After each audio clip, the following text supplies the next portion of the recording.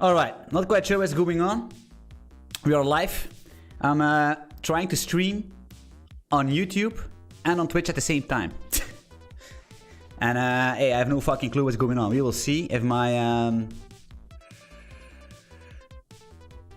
bitrate and all that shenanigans can do that, right? But hey, troubles for later. How is everybody doing? Oh, wait, I'm hearing myself in the fucking thingy. What's going on? Okay, hey, seems to work. Seems to work! Multi-streaming 2023 discovered a new technology. Look at that. By the way, if the bitrate is scuffed, let me fucking know.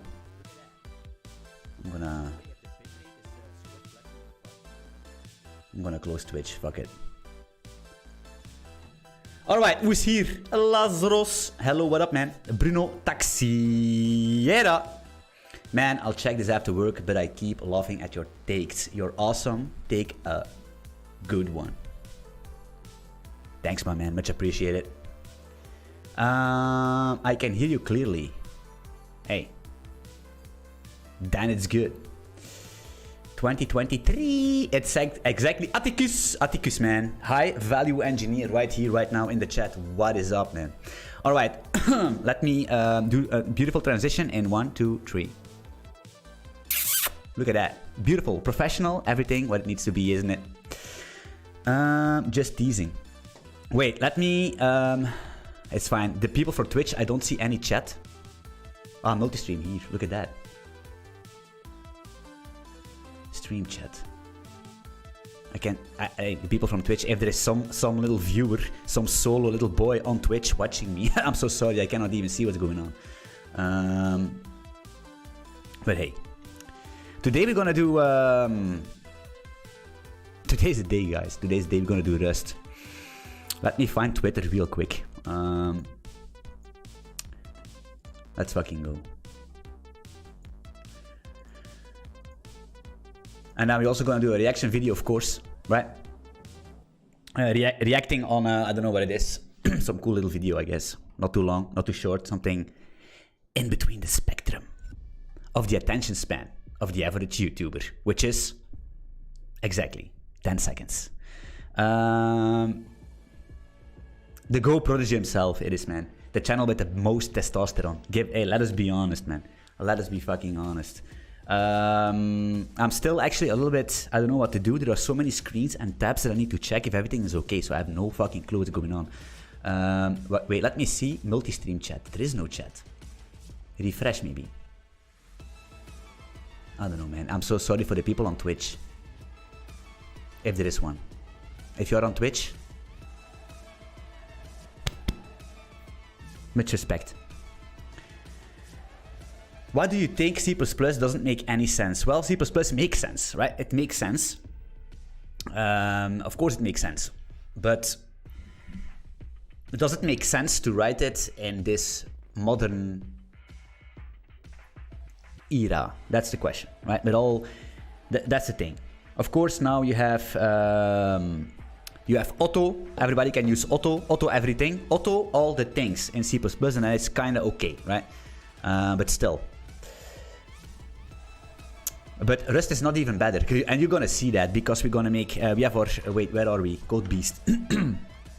Zoom in for the blind homies. We are here. CD is gonna be game server, right? This thing. Where the fuck am I? Oh, CD code and then game server. Boom. This one. And Vim. Because we need to jump on that bandwagon.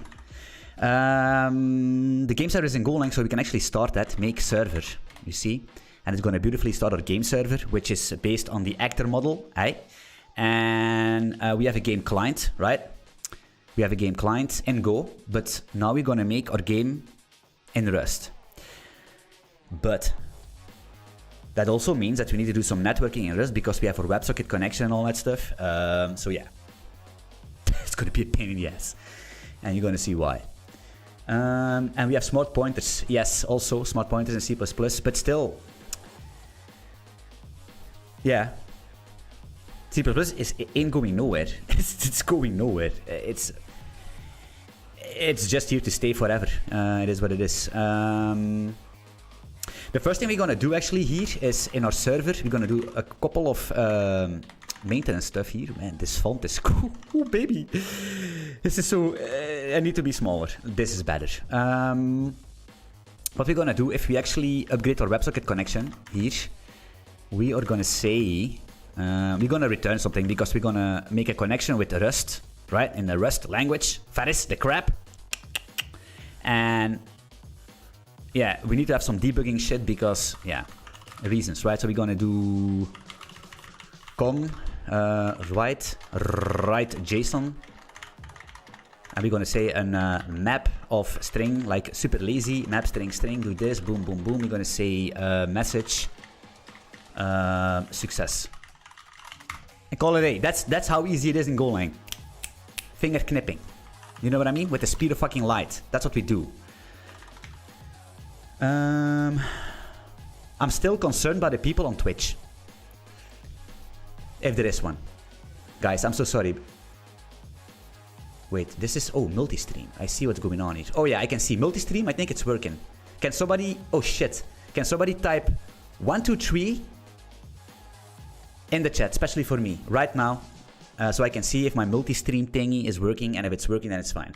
Then we can actually go up to speed. Java is worst. I think it's fine because somebody responded. GVM consumes ton of memory, up increasing servers. True, but don't underestimate Java.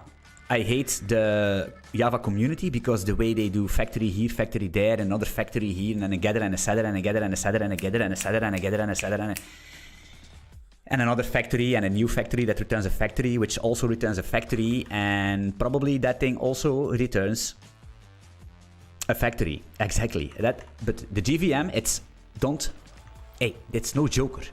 Java is, I can swear to God, it's no joker, man.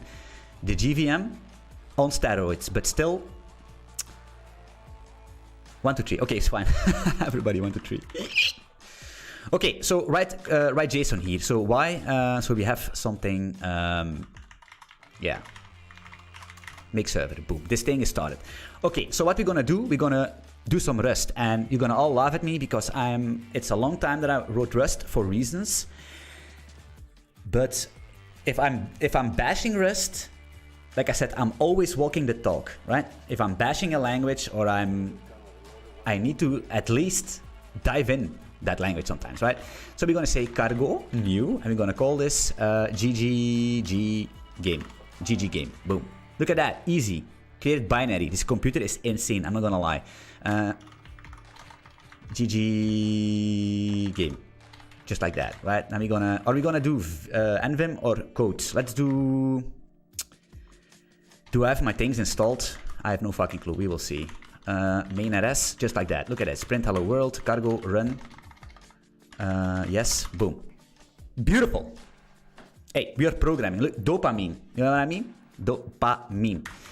What we need. I think I had some experience with WebSockets in Rust, and I'm still having anxiety attacks from that.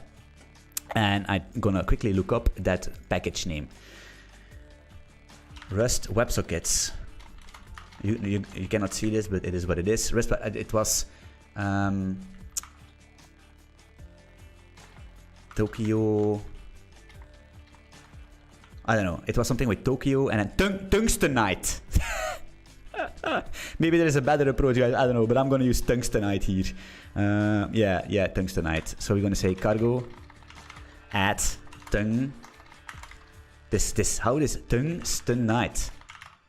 Tungstenite, something like that. It's the worst package name ever. It's hey, it is what it is. Email. Spam, like usual. Okay, so how are we gonna do this? I have no clue, guys. I have no clue. I'm gonna look it up. Tungstenite.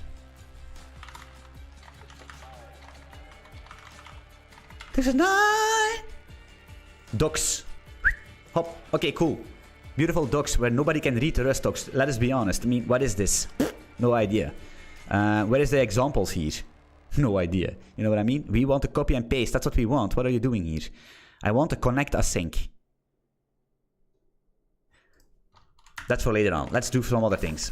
Cargo at Tokyo. Boom. Look at that. Beautiful. But the problem is in cargo, toml, we need to do something like this. I think it's version. And then we're going to say features is all. Is that? Full. Yeah. Beautiful. And we also need to do cargo at... You see, we have nothing on the screen. We're still configuring. It feels like npm all over again. Cargo at Tokyo tungstenite. Tungstenite. You see, I cannot even type that thing. Ada. Cargo Ada. Tungstenite.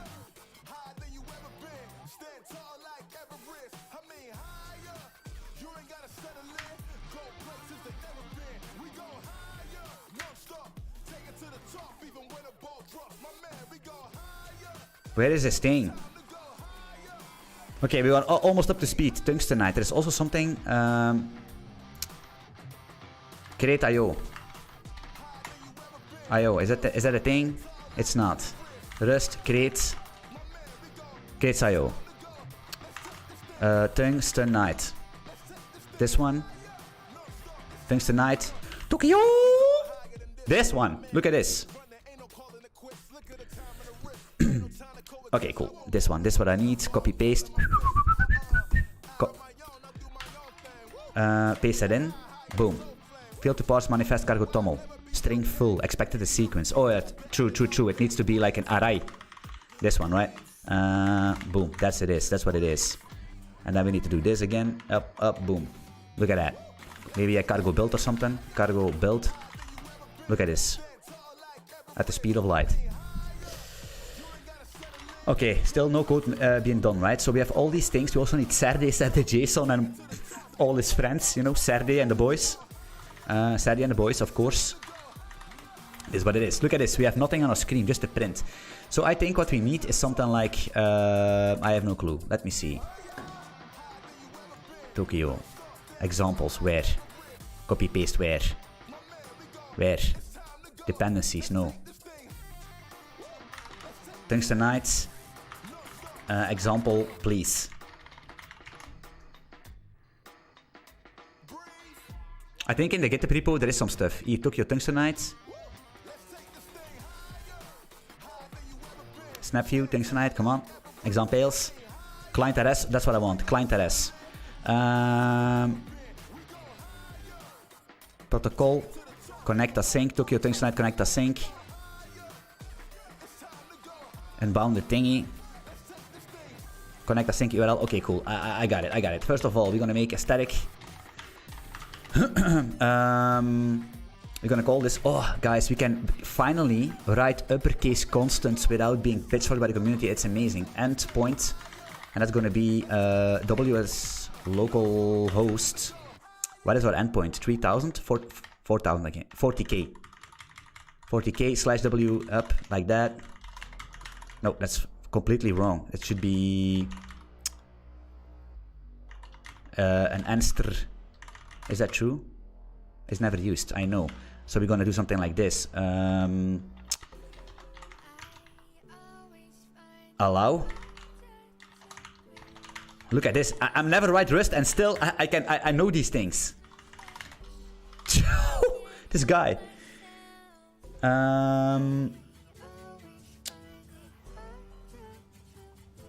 Alright, perfectly fine. So, yes, static thingy, all good. That's basically our backend, right? The next thing we need is let me open up the documentation once again, right? It's annoying, I know. I'm gonna do it on the other screen so you cannot see it. My bad. Can I do? No, I can't. Okay, cool. What we need is basically use.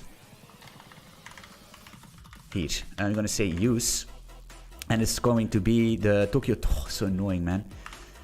Tokyo _ tungstenite. No type hints. Because I don't have anything configured in my NVim for this stuff. Tungstenite, but we don't need to because we're chats. We're real chats, right? Tokyo Tungstenite is going to be... the only thing I need, I think, is the connect async.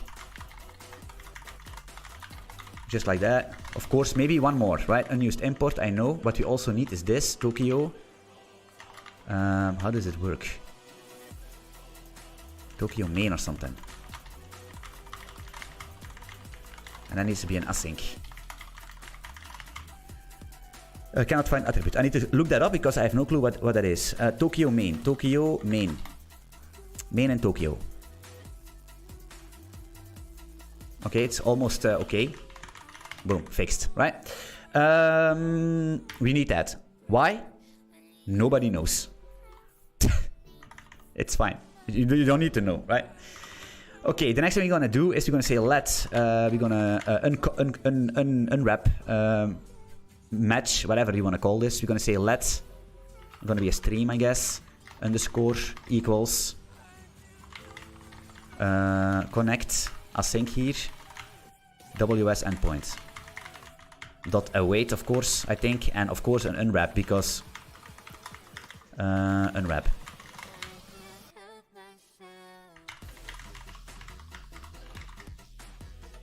It's unused, I know. Can we do something like this?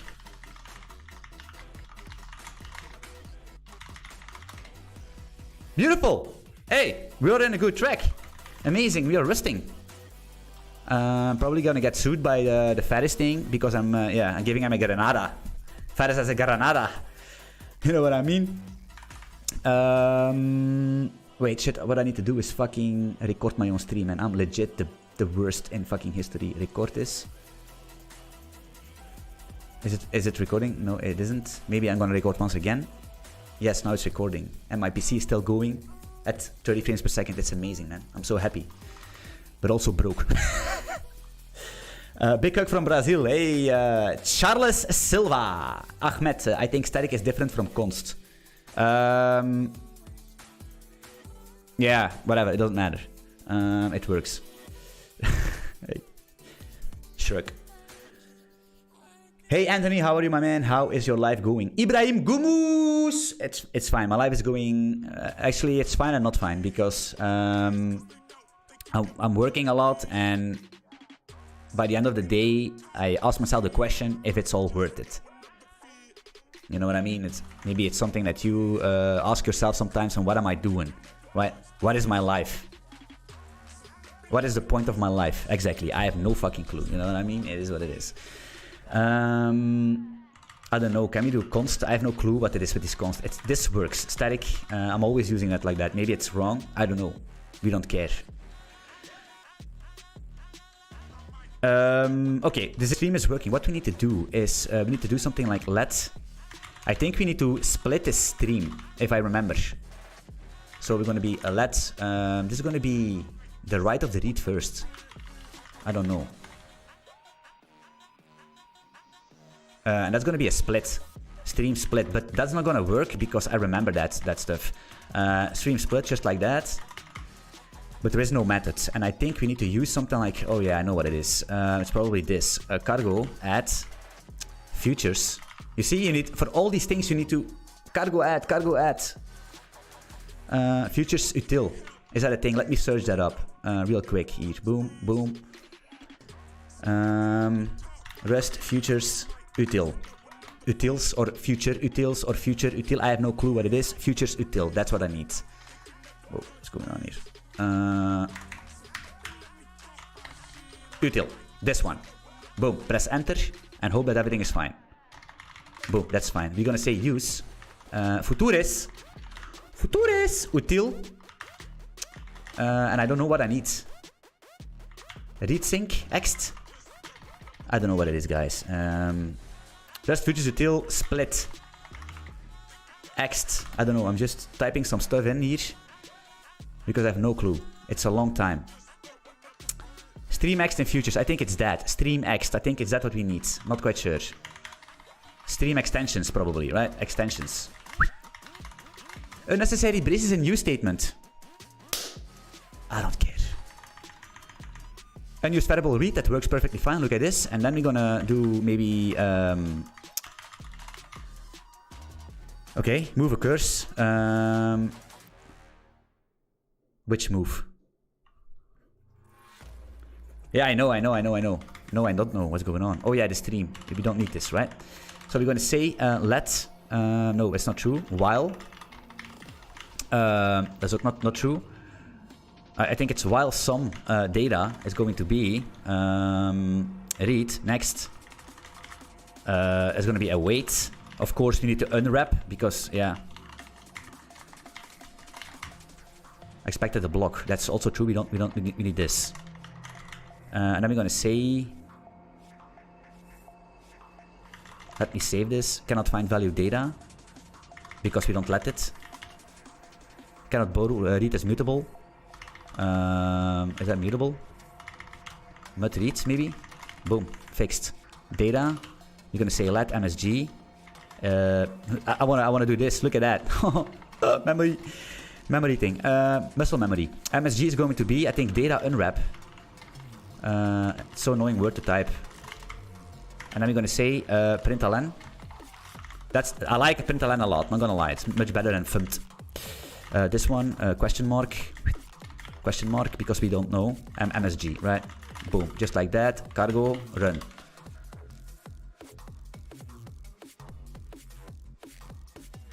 I rest my case. Hint. Try. I don't use control, guys. Control E to clear the shell. I know. I don't do it. I type clear and I will always, for the rest of my life, type clear to clear the screen. I don't use control. My pinky, it's not gonna work. I'm not a control fan. Message success, boys. That's amazing. But that's the easy part, right? This is where all the tutorials stop. Because at a certain point of time, you're gonna have a player, and the player is gonna be in a game, and the game is gonna have a loop, and you're also gonna have a read loop, and you're gonna have a write loop, and it's all threads, or basically Tokyo event handling stuff, and you're gonna move values, and it's gonna say, yo, you're moving this, and you're already this and that, and you're gonna stop using Rust for the rest of your life, right? But luckily, we are here, and I'm gonna suffer. I'm gonna put my feet in a pile of shit, so you don't need to. Right? That's what's gonna happen. You put the lights into Golang pipis, man. Yeah, maybe. That's a good thing to live for. Yeah, that's true. Like I said, guys, not every day is the same. Some days I'm happy, and some days I'm basically completely lost, and I just do whatever the fuck I need to do and go to sleep and hope it's a better day. Hey, I'm gonna be honest here. You cannot exit Vim. Look at that, this guy cannot exit. Oh yeah, I can. All right, this is this. Okay, we're gonna satisfy the compiler here because maybe some Rustians are gonna say, but you're using these brackets, you can delete them. Yeah, it's all good, buddy. All right, so what's gonna be? So we're gonna make a struct here, and it's gonna be a player, and that player is gonna be. I'm gonna close the server real quick and Vim here again, yep, in Golang, because we're writing two languages at the same fucking time. Why? Because we are on a complete other level. On a complete other level, guys. It is what it is. What do I need? Game server main here? Yeah. Yeah, this display session. That's what we need. Do we have types here? Of course we have.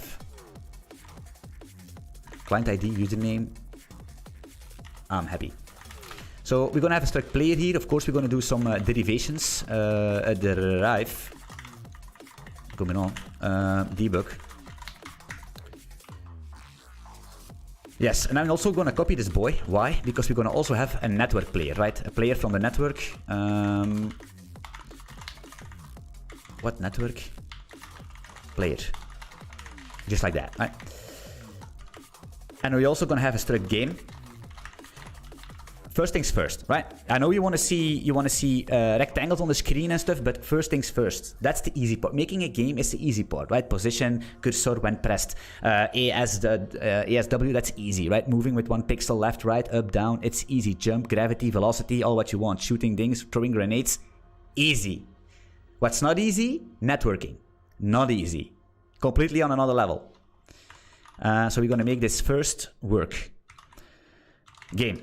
This game is going to have a player. We cannot do that capitalized. We're going to do player like this, which is going to be a player like that, right? Actually, that's not true. For now, it's going to be a player, but it's actually going to be an arc mutex player. I know. I know. Position. That's going to be a position. Yeah. Struct.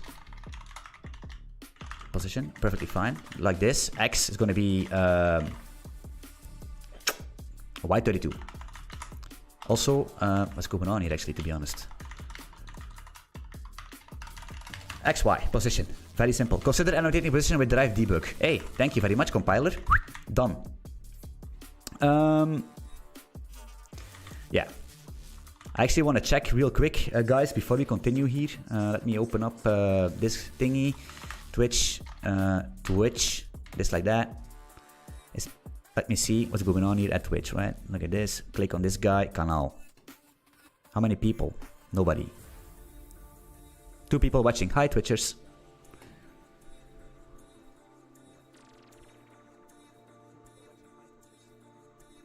Looks good to me.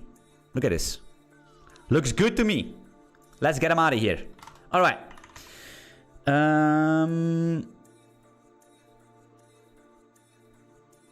Yeah.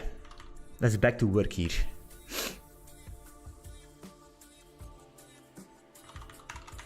Derive also here.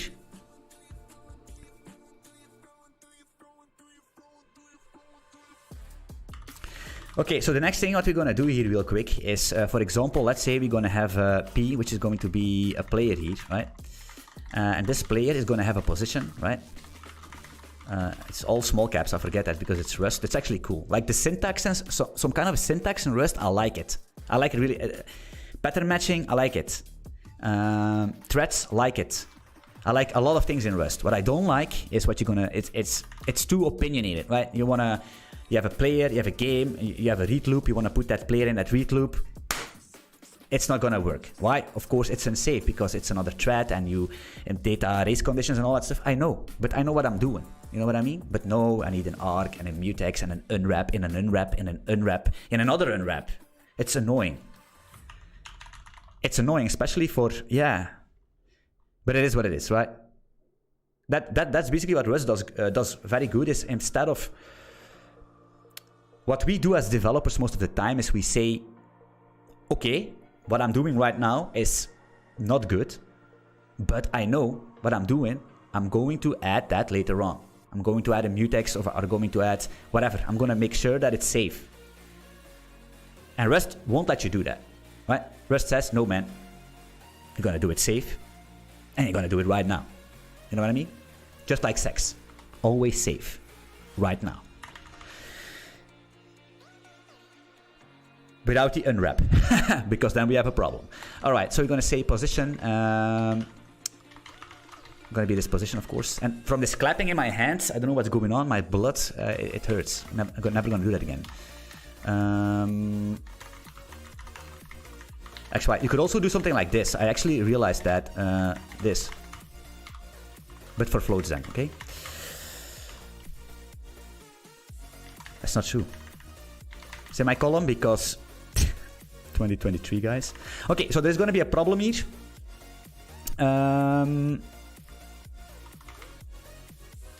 Wait. Okay, so let's say what's going to happen, right? This is going to be a read loop, right? A WS, a read loop. There's also a little bit of education here for the people that are basically struggling with, okay, Rust is easy, but unless you're going to do, like I said, parsing a file in Rust, no big of a deal, right? Doing some calculations, no big of a deal. Networking, big of a deal. Because that's where you're going to kill yourself. Or at least you're going to cut yourself. A couple times. Yeah. Okay, so let's say we have this player here, right? With a position, yada, and then here in our read loop, basically, which block, right? Blocking loop. Of course, we're not going to do that. Later on, we're going to use Tokyo task spawn and schedule that, not schedule it. You know what I mean, right? Just put it async. Non-blocking. So let's say this is the message, yada yada yada, and we're gonna say, of course we need set a JSON to basically marshal that into some kind of a struct, right? We're gonna do that later on. But let's say, this is annoying here. Can I do this? Yeah, okay, fine. Let's say we're gonna say p.position x is gonna be 10, for example, right? Okay, first of all, it's not declared as mutable. We know that. That's because we don't write that much. So we forget that most of the time. Mutable p. Okay, right? Cool. Mutable. So now we can actually adjust the position inside of that loop. But there's a big problem. Because let's say we're going to have a game here, right? Let's say we're going to have game g is going to be game, right? Something like that. And we're going to say that player is going to be p. Right? Boom. Semicolon. Of course. Buff. Right? Yeah, so here, that's a problem, right? It's not gonna work. You know what I mean? Cargo, run. Problems. Right? Because why? Because player is now shared between this thing and game. We can't. So we need to do that. We need to fix that. But the problem is actually a little bit it's more nastier if you let me quickly fix this. Let's comment this bullshit out actually. Boom. Right, the problem is going to reside if you do this, right? Tokyo task async. No, not async. Spawn. How does it work? Tokyo async spawn. Move. Async move. Something like this. Semicolon.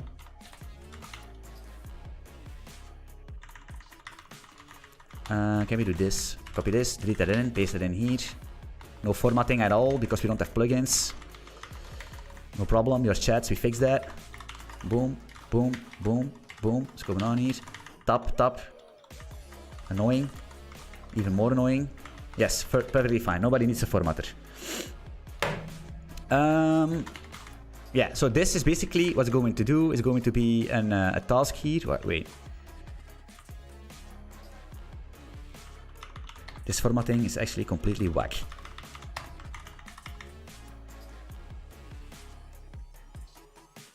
Does that even compile?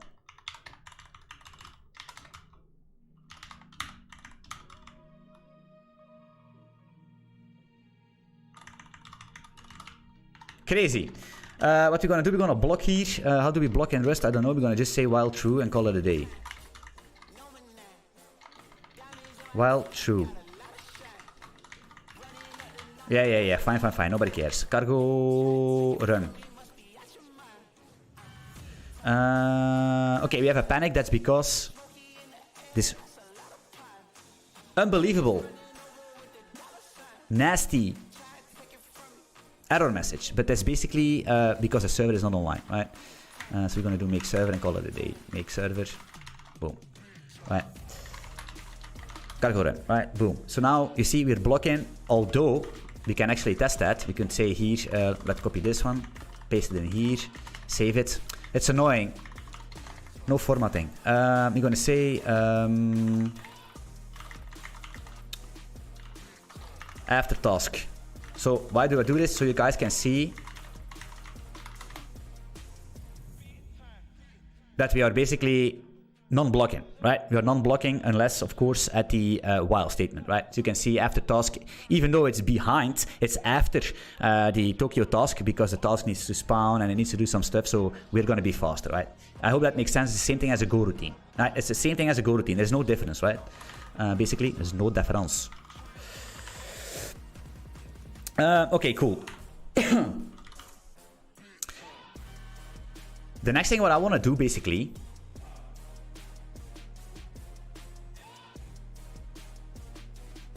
so how can we fix that? I think what we need to do is to make sure we adjust our position here. Look at this. P position X 10. It's gonna work perfectly fine. Okay, cool. Not if we do this. Then we can. So what we're gonna do here, player is this, game is that. So we're gonna say there's gonna be an arc.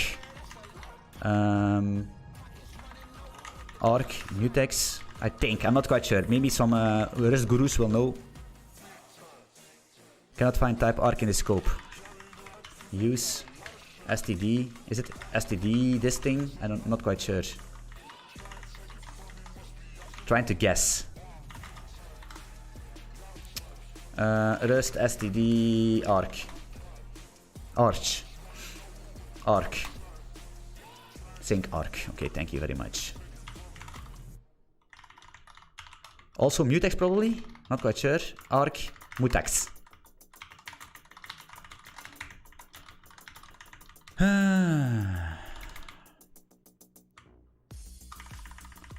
Very fine. This is our player. This is our game. Yeah, of course it needs to be an arc. New. This makes no sense to me. Mutex. Arc makes no sense, right? Let's be honest. Arc makes no fucking sense. The name doesn't make sense. Nothing makes sense. I think we need to... Can we clone this thing? Font's so big. What's going on here? Of course P. Where's P? P is this guy. No. We're gonna do something else. I'm gonna say player here, and I'm gonna say let P is gonna be this thing. Paste that in. Not cloning.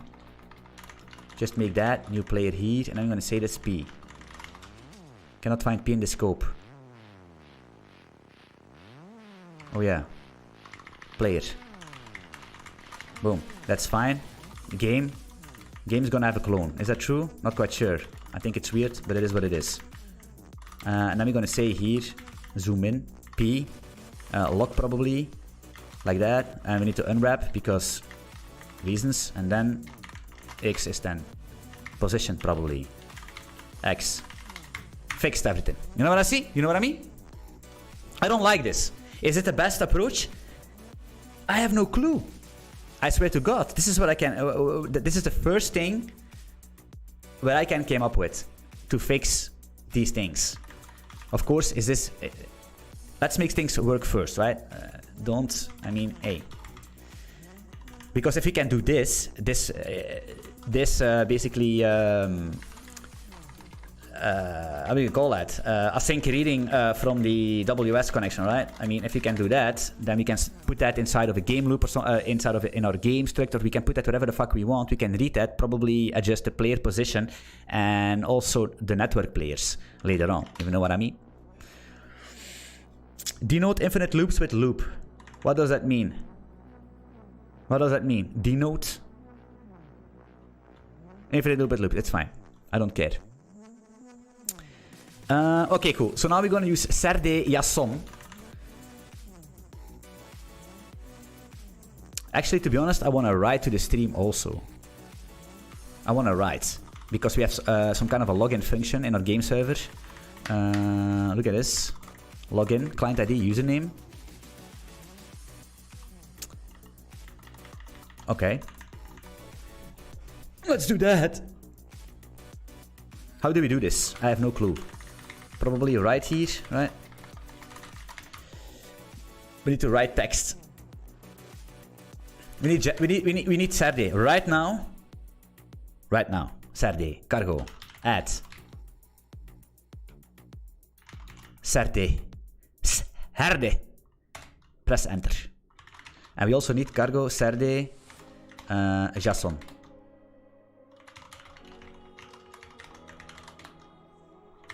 Maybe a cargo build because Serde is kinda, I don't know, heavy.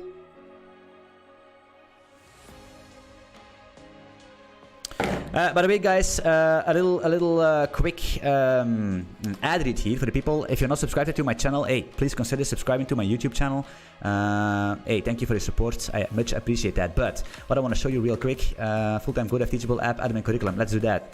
Right. So for the people that don't know, for the Golang enthusiast here, I'm making a Golang program, which is called Fulltime Godev. There is a website, fulltimegodev.com. Boom, like that.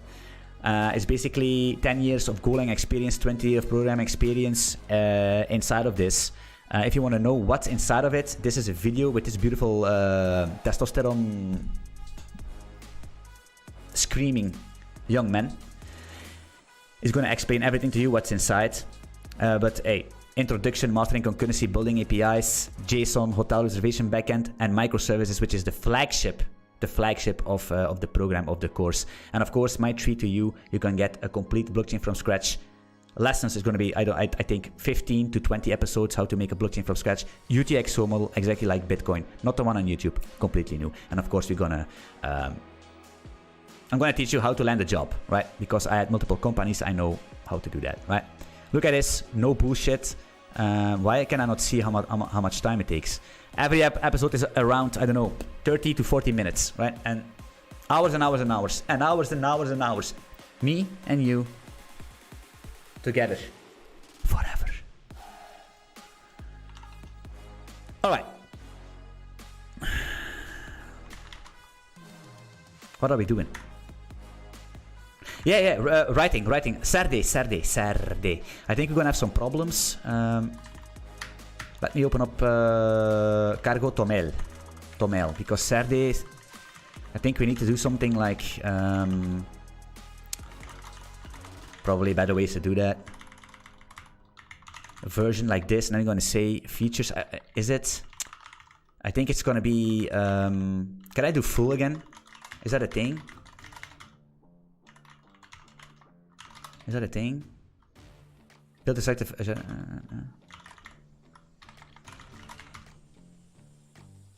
I make a mistake? Probably not, right?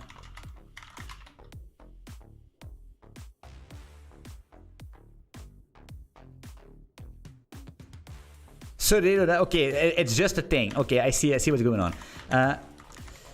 Yeah. Hey, I'm sorry that I'm not a rustician. It's gonna be derive, something like that. Is that? Yeah, derive. We need derive. Hey, we need derive. Without derive, no life. Okay, so what we're gonna do is we're gonna make a network play. That's for later on. We're gonna do a struct. It's gonna be. Are we gonna call this a login? I think we're gonna MSG, so we know that. Or a login net MSG. I don't know. MSG is fine, right? We need to have a session ID underscore. It's going to be, I think it's an E64 because it's going to be a large number. Not quite sure. Maybe it's an int. A 32, I don't know. But hey, 64, perfectly fine. And then we're going to say, is this actually working, this multi-stream? Let me see. It's not working. The chat is... How much is it? You can check it out, guys. Check it out. How long have you known Rust? For a very long time, but I don't write Rust that often. You know what I mean? I don't master the language. I know Rust. I can write everything I want in Rust, but I don't master Rust. There's a big difference between knowing something and mastering something. And that's what you need to do, basically, as an advice from me to you. Try to master something first. And then you can play around with other languages, right? Mastery is very important in life. Very important. Because by the end of the day, you can know 100 things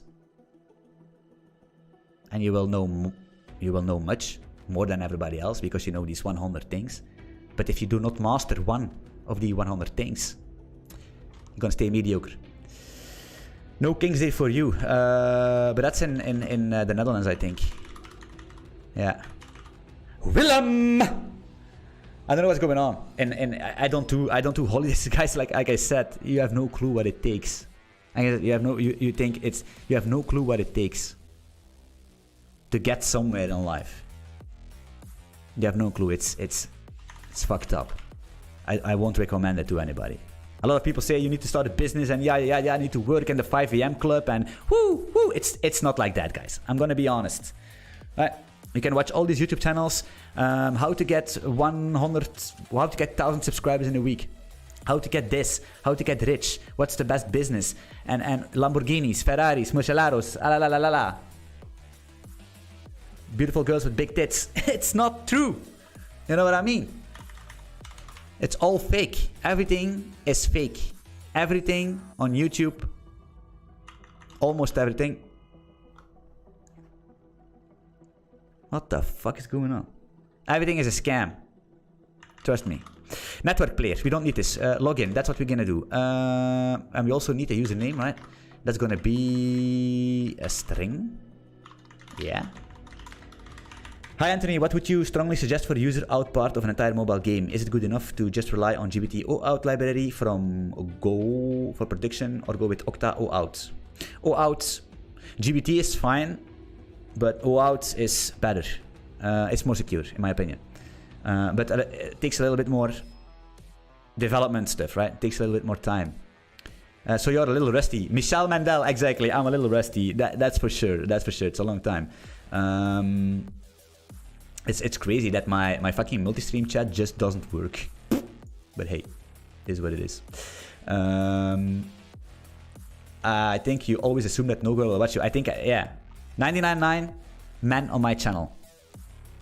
99.9 men. Why? Because we are here at... Look at this. Look at these guys. Like this. This is what you get. This. Look at this. Look at this.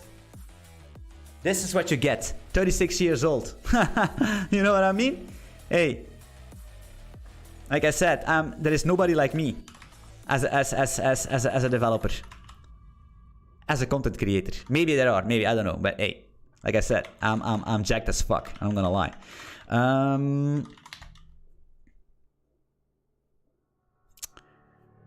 Good night, Uncle G. Love from China. Konnichiwa, my friend. Good night.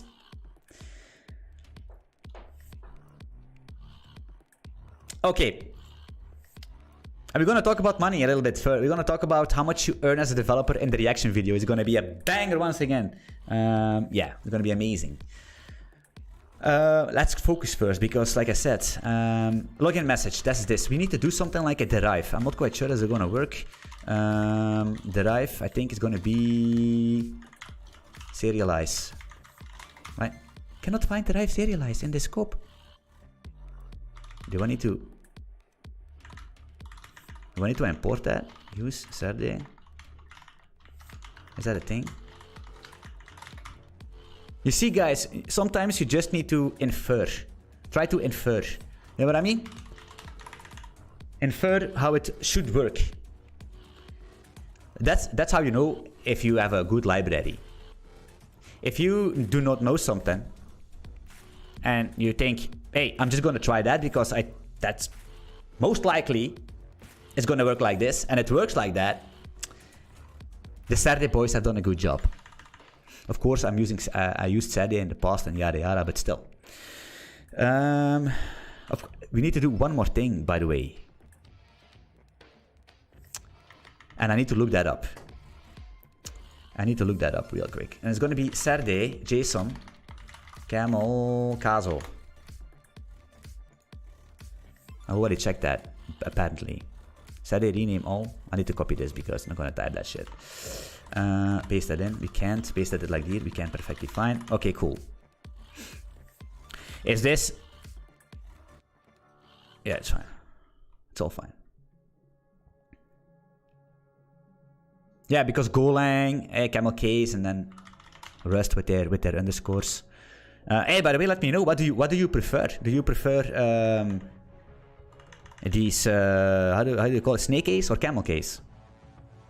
What do you prefer? Or Pascal case? That's BS.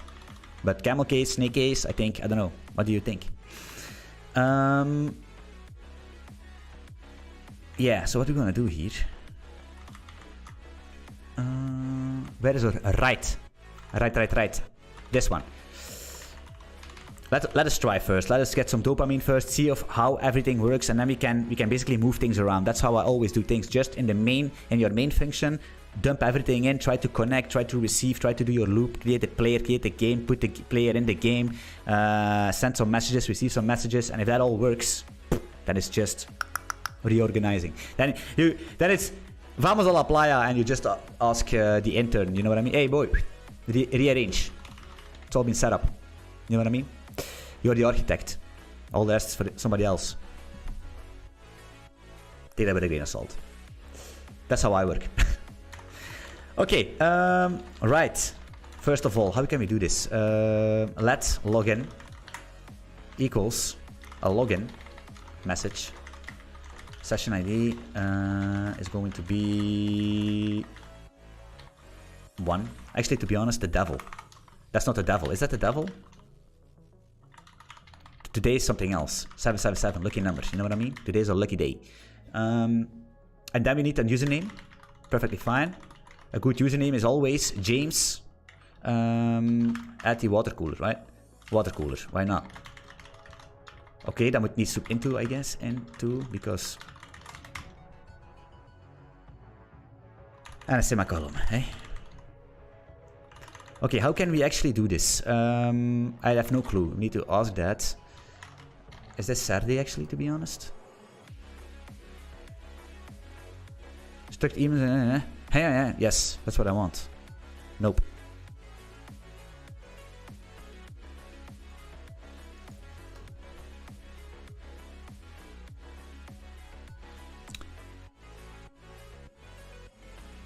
Is it serialized? I think it's deserialized, by the way.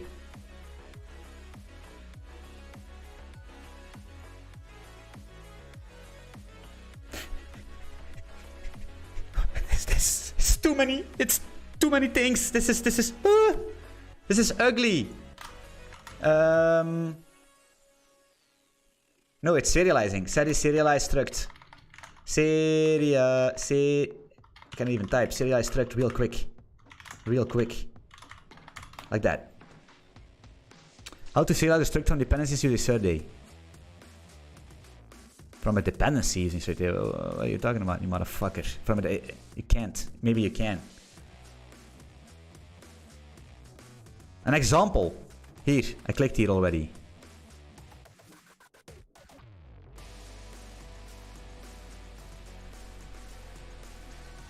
From string, no. You see Stack Overflow, it's what is this?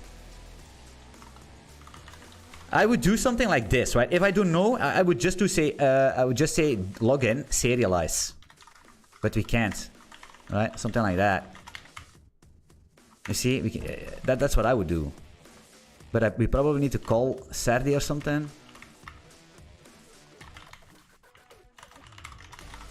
I don't know. Maybe the chat knows that bullshit. It's so simple. This is the most simple thing we need to do, and we can't find it. Overview Saturday. Implementing serial. I don't want to implementing. DCL and lifetimes. We don't do lifetimes here. Skip serial and field derived remote. Custom examples. Just this, the most simple thing is what I want to see. The most simple thing.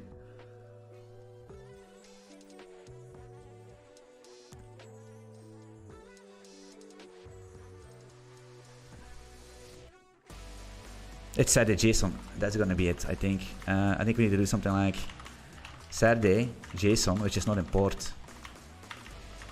Saturday JSON. What do we need?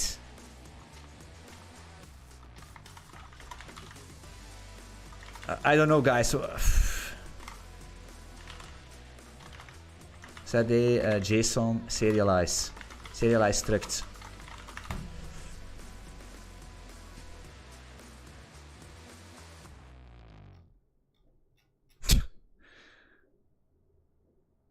Bin code serialize from bytes. No, it just need to be Saturday serialize 2 bytes, and you give it your login, and it's fine. But apparently, this stupid is legit. I'm not gonna lie, this is nothing for me. I wrote Rust in production. I wrote a lot of shit in Rust. Check my GitHub. I swear to God, but. These things are just, okay, I understand. If you write Rust whole day, every single day, you know that, right? You know, Saturday JSON, you know where to find because you did 10,000 times. But this makes no sense. Everybody but your stupid questions here. Nobody knows what the fuck's going on. Every fucking post you see is something different, but the same thing, but a little bit different, you know? It's this one. This one is what we need. This one. Look at this. This guy. Beautiful. So annoying. Set a JSON to string struct. To string, and now I need to import that. And struct is that? Yeah. Login maybe, something like that. It's not gonna find it. It is. That's amazing. How can that work actually? Another magic thing just happened. Let's...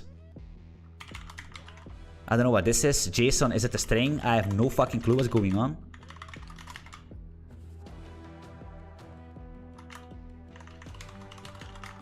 FMT. You see I'm getting... I'm gonna debug this thing because I have no clue what's going on and I have no installation, so I cannot see, I cannot press any button to see what type it is. This is real chat programming. It's like going into, it's going into the Mariana Trench without any diver suit on. You know what I mean? It's like naked in a pool of piranhas. Wait, yeah. JSON string. Let's see. I'm not quite sure what it's gonna be. Right? Syntax error semicolon. It's fine. Right? Cargo run. And let's see what's going on. Yeah, we cannot connect. I understand that completely, my friends. Make server, it's fine. Clear. Cargo run. Right, boom. It's a text. Message success. That's fine. No, it's not true. It's okay. Okay, it's a result, right? It's a result. So it's probably an unwrap, right? Unwrap. Is that true? Not quite sure. Do it again. That's how we debug, right? Cargo run. That's a string, perfectly fine. Okay, so basically, okay, it's all good. So now I'm gonna do this, right? Right. What can I do it right? Send maybe? I don't know.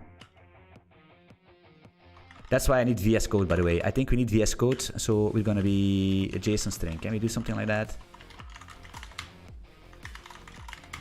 No method name send round for split sync and current scope.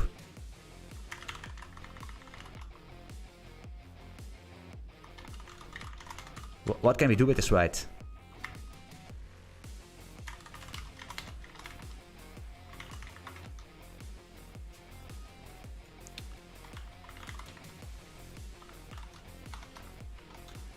Can we please open up my settings JSON right now, please?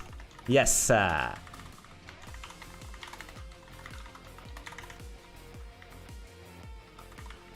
Wait, guys, I'm gonna... What's going on here, guys? It's annoying. Zoom level 2, can we please zoom then? Yes, thank you very much. Holy shit. Bien nice. Alright. Wie geht's?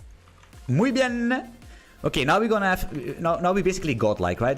Because we are in VS Code. That basically means...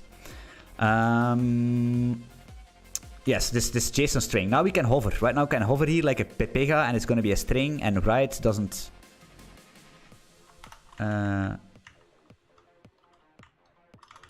what's in right? Right.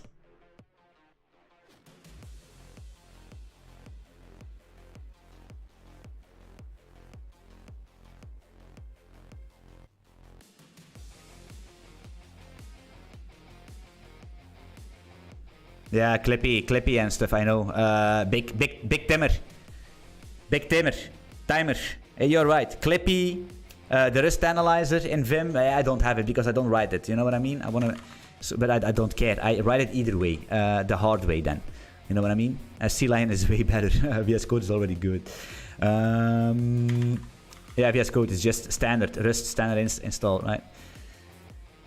What's the problem with this thing? I don't understand. Right. What is this? Is it intentional?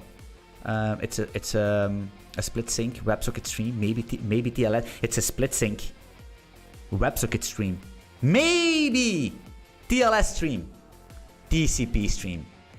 This makes no sense, and I cannot care who you are, what you did in your life, how much money you make, who you are fucking at night, but this makes no fucking sense at all. Okay? Yeah. No sense. Maybe TLS stream. Maybe. Is it? Maybe. Will it? Maybe. Nobody knows. This pisses me off. This pisses me off. I want a language like Odin, or Zig, or Go, or C++, even C++. Let's not get into that thing. But you just... This variable is that. It's an int, it's a player, it's a stream, it's a connection, but not a split link WebSocket stream, maybe TLS stream, TCP stream. Bracket, bracket, bracket. Message. Makes no sense. Can you imagine? I don't understand why people love this language, right? They come from JavaScript, right? They have no clue what systems program is. They come from JavaScript. They write Rust, and they are enthusiastic. How is this even possible? How can you be enthusiastic? How is it even possible? Anyway, we will fix it. We will deal with it, right? This read is next, but write, we cannot do anything with it. That's weird. Can we do read next? Does it find that? Yeah, you see? Read next. To be honest, split. What does it? Now that we're in VS Code, we can do this, right?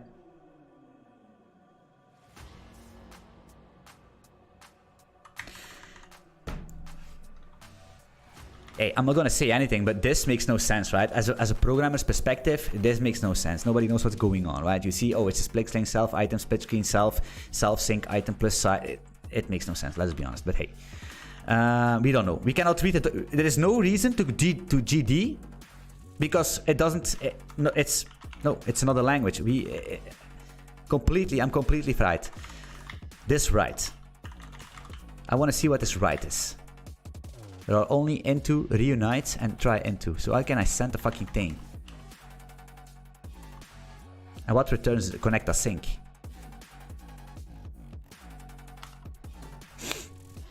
Now I know why people use JetGPT 3. Now I know why. Because you have no fucking clue what's going on.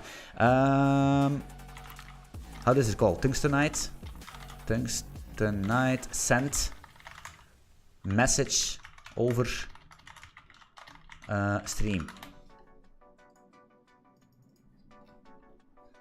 How to send a stream over WebSocket? The most easiest thing. Never cookies. Stop. Yeah, let's sync here. Ah, it's a sync. It's not a. It's oh, I see. Oh.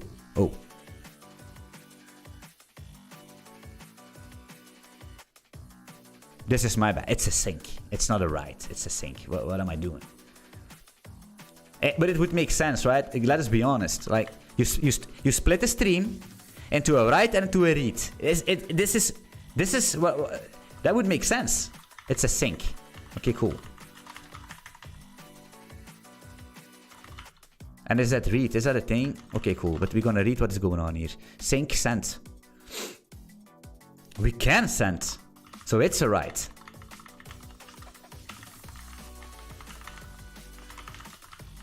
But it's not working for me, eh? Send. Oh, I know what it is, guys. I know what it is. You see? Rust. Cool language. Now we're gonna do some magic thing. And now, if you see this, clip this. What I'm gonna do right now. Look at this. I remember this again. This anxiety attacks come up. Right? We have nothing. What do we have? Into, reunite, try into. Okay, cool. No problem. We go in here. I think there is something like an... There's a special thing we need to do here, and I'm not quite sure what it is. We need to do a special thing here. I'm not quite sure what it is.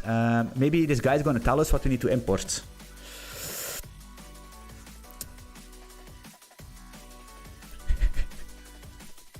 It's fine. It's fine. It's fine.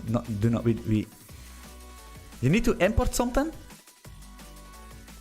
Of course, it's not in the Stack Overflow thing. Of course not. I can understand that because it's the same problem that I have. But it's going to be futures util.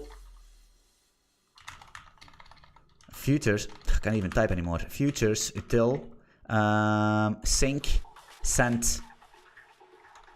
Yeah, something like that. Hopefully, sync ext. Sync extensions, guys. Sync extensions. And I swear to God, weeks you are gonna debug this. Weeks you're gonna say, oh, I cannot set WebSockets. And it's a sync ext, I think.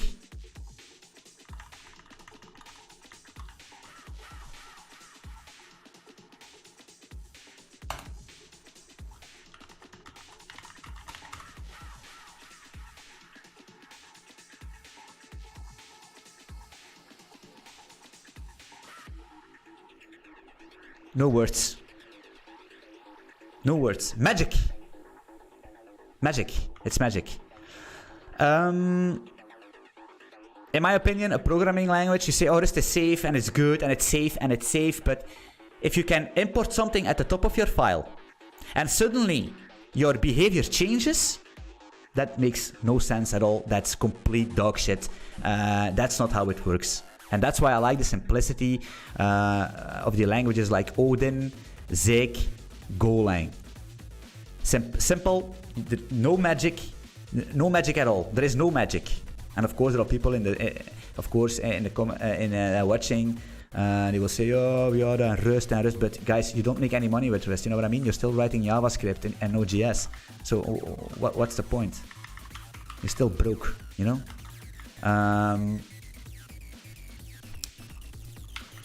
Now I need to do a message. I remember that. There's going to be a text. I think something like that. And it's going to be this thing.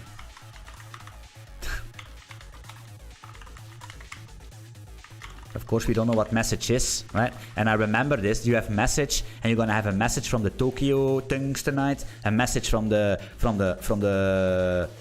Tokyo from the normal Tungstenite. So nobody knows what's going on, right? Look at this. Even though if you send here, it's gonna tell you an item.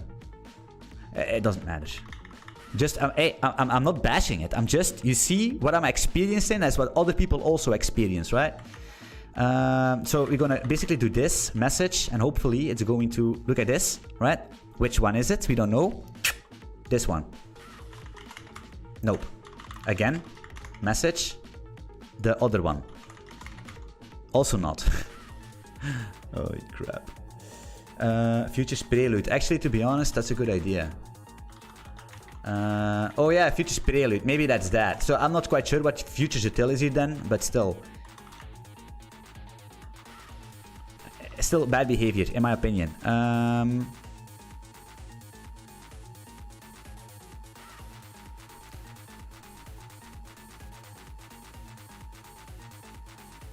Oh, I thought it was actually importing it. A message. Wait, we are here, and here. I need to do this, something like that. Is this gonna work? Yes! Yes, God, thank you. Yes. Yes. Can we unwrap this? We don't know. We don't care. Can we just do this, right? Can we run without any problems?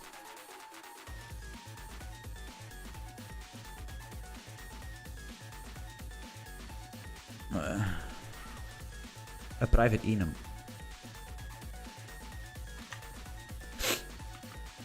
This is so painful.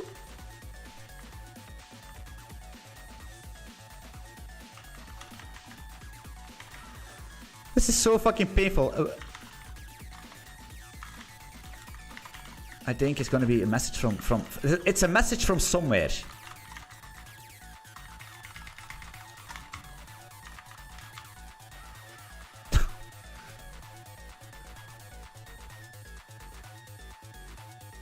Tungstenite message and message have similar names, but are actually distinct types. Perhaps two different versions of Great Tungstenite are being used. Perhaps. Perhaps.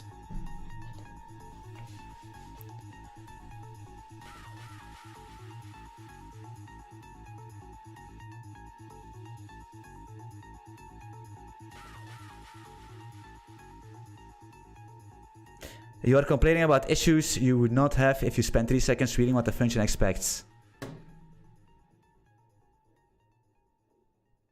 Maybe. Maybe you're right. Rustchen. Maybe you're right. But that, you guys still don't. You guys still don't have any clue, right? You still don't have any clue how it works. You still have no clue how it works. That's the thing. As a programmer, you don't need to constantly. The only thing I should do. But listen carefully, right? Because if I hover over send, or even if I do a GD, right? No, I don't hover, but hey, if I do GD here, send, and I see this, right? Then I see mutable self, okay, all fine. Item, that's already not what I want to see here, you know what I mean? And you can discuss it. There's going to be an endless debate about this. I want to see what I want to... This thing should be the type I'm going to place into that thing. Nothing else. An item, okay, fine. An item. Sync X item, okay, yeah, I don't know. And you're gonna tell me, that I'm wrong. You're gonna tell me that I need to read the function what it expects. It expects this. It doesn't really matter. I'm pretty sure it expects a message.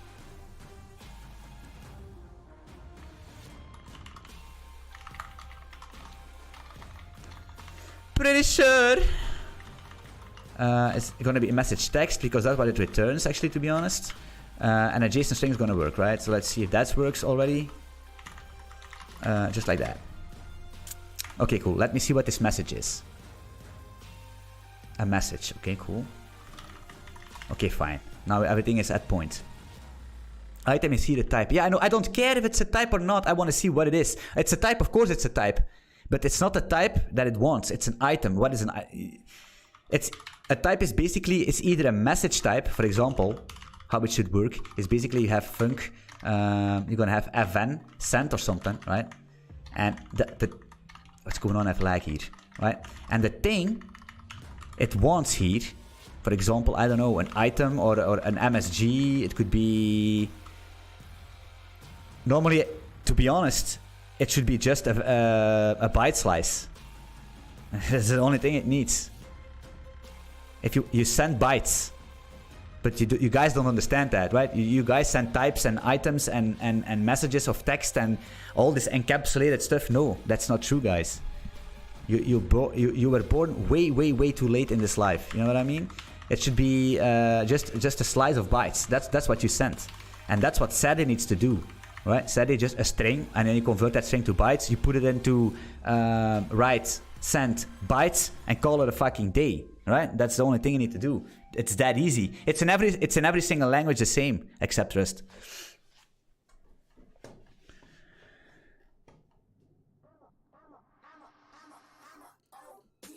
Item is not generic. Yeah, but I understand. I understand. Okay, cool. So we have this message. You're right. You're right. I'm not saying you're wrong, Lont. It is. I'm just a little bit frustrated by the way it's not direct spottable, right? You cannot direct spot what you need to do. You need to go to documentation, and and you're right, you should read the documentation, you should go deeper into these things and investigate what these things are. But that's not what I do, and that's what I never did. That's what we as developers, as engineers, never needed to do in our life. Not in C, not in C++, maybe in Java, I don't know. But we don't need to do that. And I'm gonna say it again, and that's the beauty of these simple languages. Because the only thing you're gonna do is you're gonna check where are we here? This message here, right? The only thing you're gonna do is you're gonna say write, and you're gonna say send, and then you don't know what this type needs. You're gonna do a GD, and here this item, right? This item is a type of something. It's going to be, for example, just a vec of whatever, U8 or a string or something, and not, again, another fucking type for no reason at all, right? So it's just GD, okay, it's that type, boom. Paste that in, make that type, and call it a day. And that's not the case.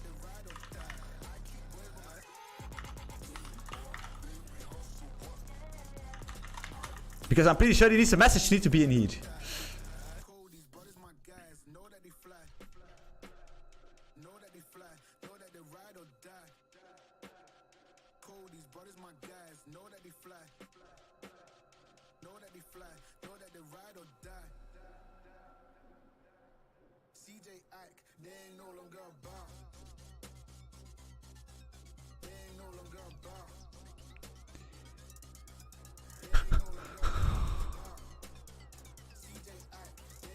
Because you're using future util. That could also be the fucking case. So what do I need to do then?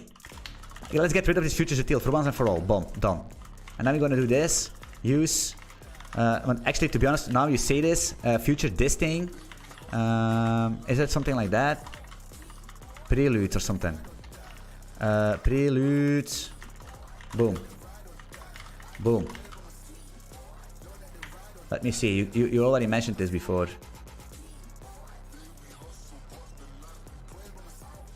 Really designed. I don't know what futures utils is. I think Rust comes with. When I first started working at Rust, there was no such thing as futures. Didn't exist. Await, never heard of. Async, never heard of. Tokyo was just around. Was just there. Simple Tokyo stuff. But then Rust decided to actually natively build in future async, await. And still, I need to import packages to do that. It's so annoying. I don't understand why that is. And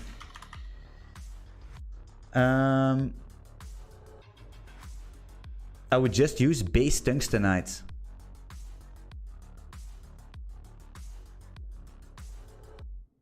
I would just use tungstenite, websocket, write message. Is that a thing, actually, to be honest? I have no clue, guys. I'm pretty sure I already... without understanding, of course. I just added that because...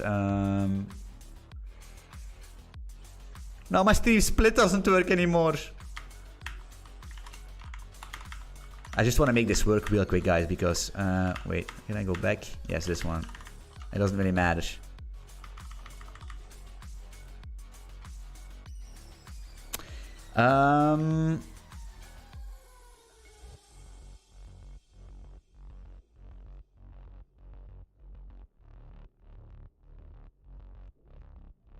Do you want to know why there's no default async? Because in these, like I said, in these languages, there is no such thing as async. You know what I mean? That is under the hood, that doesn't exist. Just like in C and C++, it's that these things doesn't work. It's all syntactic sugar. It's all syntactic sugar under the hood. You know what I mean? I'm thinking this write thingy. That's the only thing I need to do. Just write this thing and then we're done, right? That's the only thing I want to do.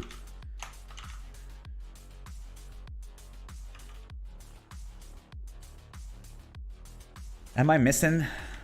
Wait, what I'm gonna do real quick is, and I don't, this tungstenite, I don't like this package at all, to be honest. It's, the name already is just completely broken.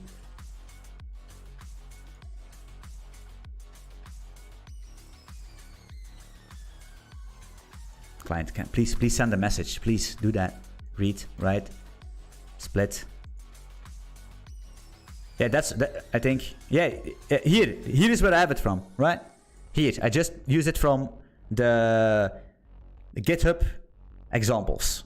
That's why I came up with that. It's not that I basically invented the thing. It's just I'm just copying what's in here because I think the people that make these things in Rust are basically one of the best Rust developers out there, right? Maintaining these packages, they would know something. You know what I mean?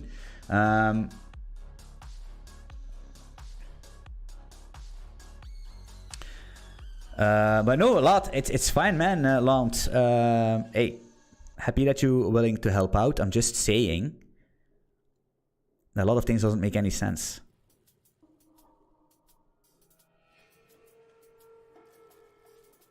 Wait. Right, and he's doing this thing. Look at what he's doing. What is this?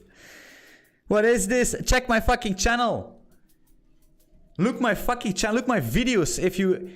I'm not a fucking joker. You know what I mean? I know things. But these things makes no sense to me. This thing. As a programming with a lot of fucking experience. This makes no sense to me. This... Nobody knows what this does. Unless you basically spend a couple of hours reading and investigating, and for new people, what is this? Oh my goodness.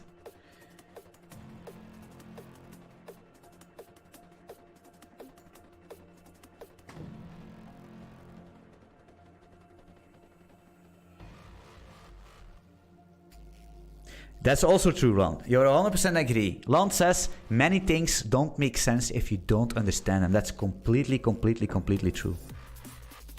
Hey, that's 100% agree.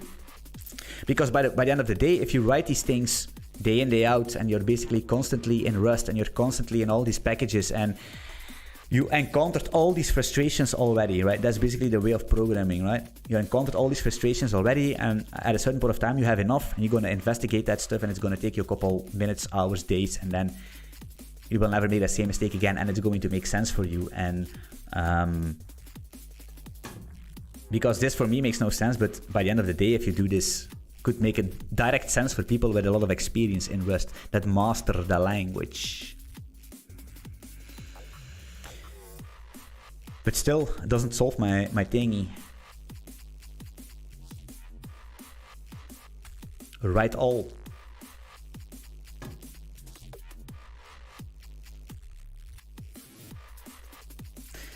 All the pain you suffer now is the strength you have later, probably. Well, that's true. And okay, listen, the reason why I could easily prepare all of this bullshit. Understand that? I could easily prepare all of this because by the end of the day, look at that. It's not that big of a deal, right? Just a couple of things, a couple of lines, right? I could just prepare it and just write it like as if I was an expert, you know what I mean? But I don't do that, right? I just dive in, and I know it's going to be painful, and I know we are going to encounter some issues, but I don't care, because that's exactly the way of life, you know what I mean? That's the fucking way of life. But still, it's easy. Message, write, send, message, call it a day. I wanna fix this, right? The problem is, he's complaining about messages with similar names.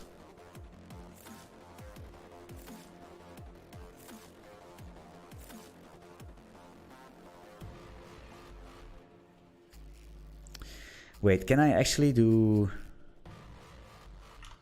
Maybe, with a bit of luck, VS Code is going to do this for me.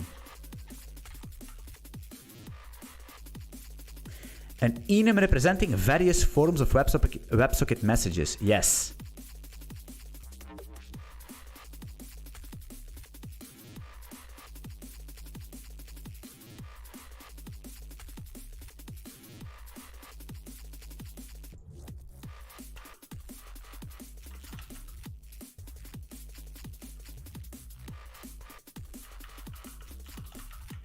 Ah, now I know what this text is. It's just a text message. Okay, yeah, okay, yeah.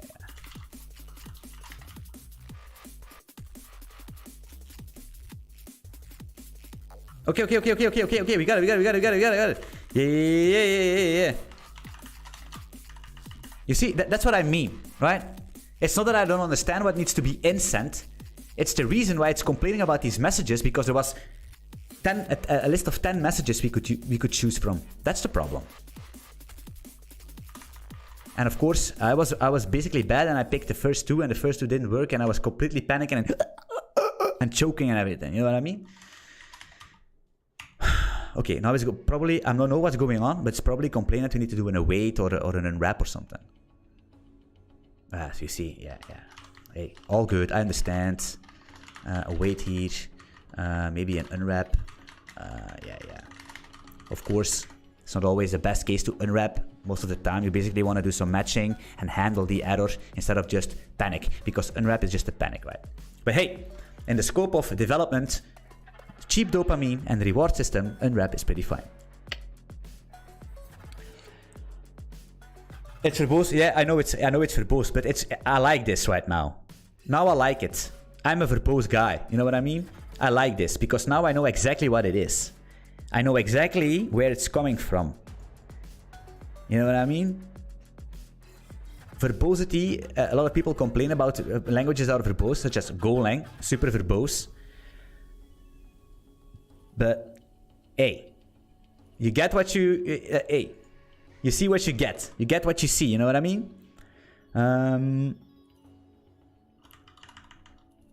You get what you see. And I remember this. I needed to aggregate order books with Rust, man. I think it was 6 years ago. No, 5 years ago. 6 or 5 years ago. Aggregating order books with fucking Rust. No await. Didn't exist.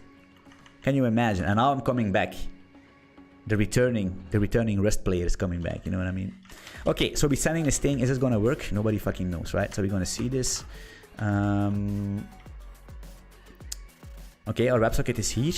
What I'm gonna quickly do here in Golang, what's going on? Open up main server here.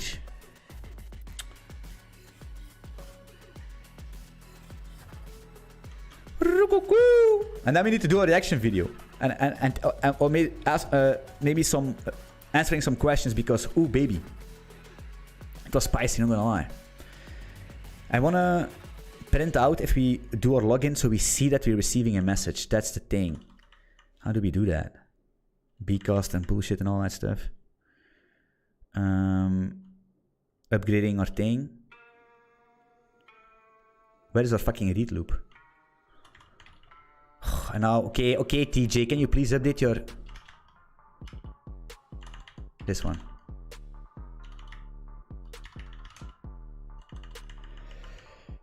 Go handle message. Ah, here, login. Oh yeah, we need to send that kind of thing, I see. God damn it. What we're gonna do is basically just a default thing here. And we're just gonna say fmt println, and that's gonna be... Shit is gonna try to marshal that. We need to do another plan, change of plans. Actually, to be honest, no, we're not gonna do that.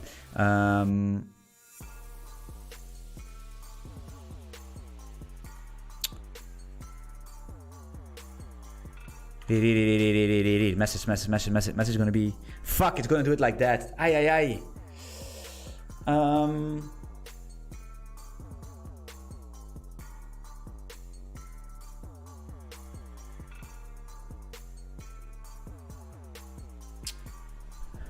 It's the way we set up our types.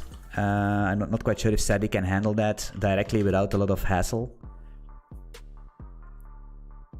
What we could do to test this quickly is this, right? We're gonna comment this out. We're gonna do another for loop. Can we copy? Yeah, let's do something like if underscore because I don't. You will see why I'm doing this. As com.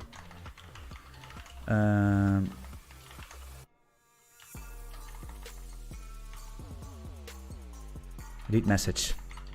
Read message. Wait. There's probably going to be the error. We know that. There's no doubt about it. The question is, what is this? This is going to be the message probably. Println. Message.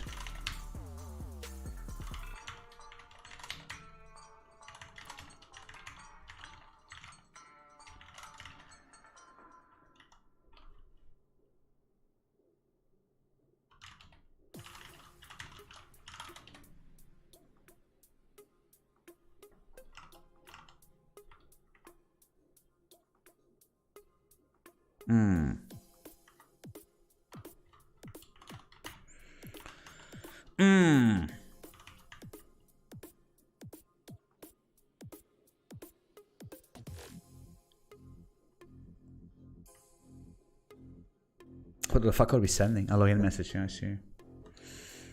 Because we need to wrap this login message into another message, into a WebSocket message. And that's a message we need to send. And the data should be bytes or something. I'm still curious whether your cargo toml list is a different version of Tungstenite than Tokyo Tungstenite uses. I think so. I didn't actually... what is this? Cargo, toml. I can't. Toml, yes. Yeah, it's a different version. So is that something like that? Should they be the same versions? I don't know. Should they be the same versions?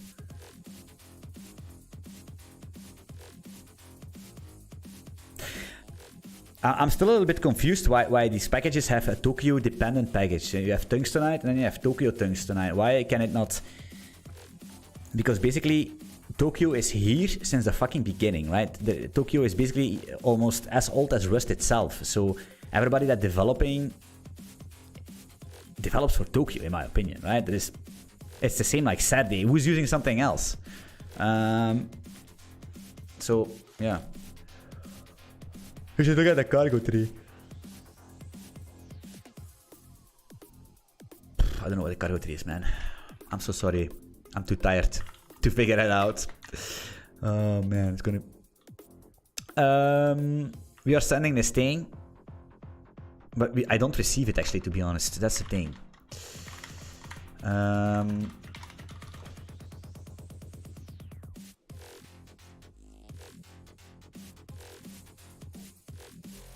Oh wait.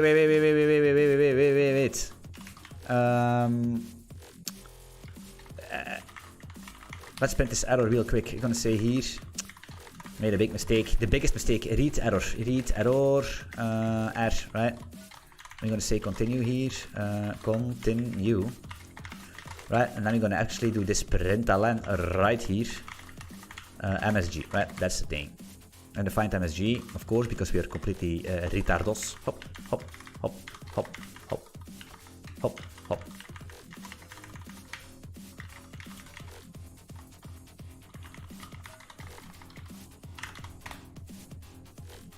Yes, we have one. Oh, it's the wrong thing, guys. Look at that. This is gonna be the message type, and this is the message, I think. So we're gonna mug this thing and make server once again. Look at that. What's going on? Backtrace shenanigans. No problem. Cargo run and call it a day. Yeah. Right, now we have bytes. Look at this. Bytes. Working.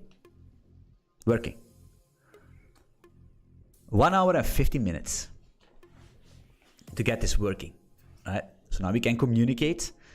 The problem is what I also want to do. Actually, I want to start with. I wanted to start the stream with that. Is basically making our game and making player and keyboard inputs and let that square move, and then later on hook up our WebSockets so we can duplicate the player and have two windows open and see these players move, right? With multiplayer server. Problem is, I'm on WSL2 and I need to have a different. I cannot open native windows because I'm on WSL2. But there is a solution for that. I had it on my laptop, right? My previous streaming setup. But I had no time to look it up, which one I used and all that stuff. So I said, let's do the networking first. So that's done, right? That's out of the way, and then the fun stuff can begin, right? I'm gonna answer some questions real quick here. Oh man, that was intense. I'm gonna lie. But still, don't get me wrong, guys. Let me open up the Rust thingy, by the way. Don't get me wrong. Rust, by the end of the day, not bad. I like the way the structs are going. I like a lot of things in Rust, right? It's so easy. Like normal stuff, I would be very productive in Rust, right? Of course, we are a bit unlucky with this write thingy. Maybe it's my bad that I have different versions and I'm using this stupid futures util, but that's because GitHub told me that I needed to do that. But by the end of the day, it makes, right here, let's stream, connect async. And we have a stream and we have something else, I don't know. A beautiful result you can pattern match on. I like that. Splitting the stream in a write and a read. Perfectly fine. I like that approach. Making a beautiful logging message. Using Saturday to string, unwrap. Hey, nothing wrong with that. Write, send, await, unwrap. Okay, fine. Actually nothing wrong with that, right? If you think about it, and if you are calm down, right? You're calm down. We fixed it. If you recapitulate it a little bit, it's actually not that bad, right? It's actually not that bad. It's not a bad of a language, right? It's a little bit different, you know? It's a little bit different. All right. Are there any questions? We're going to do some questions. Then we're going to probably do a reaction shenanigans, or maybe do some more code or something, or do some examples. Let me know what you want to see. Twitch. I'm going to see what's going on there on fucking Twitch TV because I have no clue. I have no clue what's going on there. 6 people on Twitch. Hello. Hello. Buongiorno. Goeiedag. Merhaba. Konnichiwa. Basically speaking the whole spectrum of languages right here, right now. Super Matrix. Yeah. It's so annoying that I actually cannot see who's chatting on Twitch and who's chatting on YouTube. It's fucking annoying. It's crazy. So people are asking me questions there, and I cannot even. What do you think of a manager who gives advice to a junior who is smarter and better than him? In my opinion, there is no such thing as people that are smarter and better. But I don't know, man. Like I said, managers and all that stuff, I don't like that, right? And that's also the reason why I'm basically never worked very long for companies, right? Because I went through a lot of job hopping in my career, and I think that was a good thing for me. I think that's basically if I was not the person who I was, and I was just basically taking all the shit that people are telling me, senior devs, PR managers, CTOs, CEOs. I would just take the shit and I would just listen and then I was not in the position I am right now.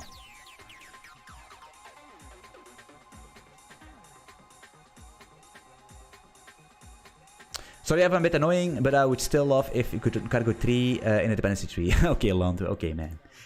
It's so fine, man. You do a lot of... It's good. It's good. We're gonna do that. Cargo 3.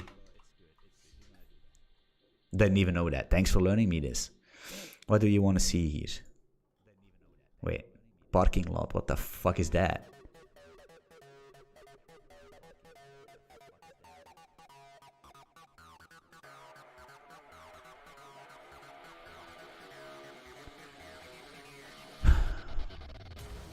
Things tonight.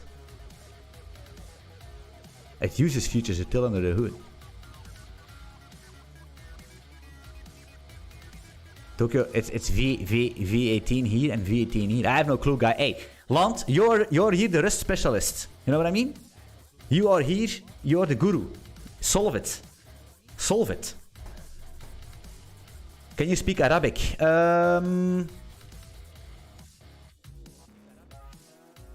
No. I can't. I can speak Turkish a little bit, but Arabic is a complete other level, I think. I can't. Khabib. Khabib. Khabib. That's the only thing I know.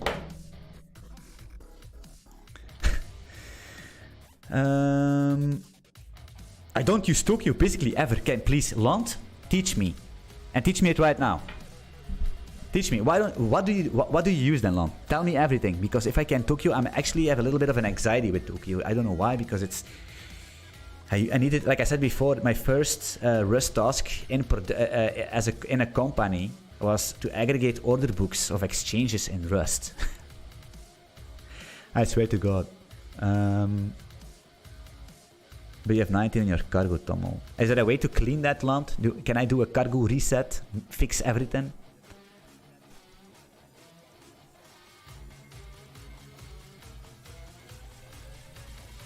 Looks like node modules. Yeah, man, but hey.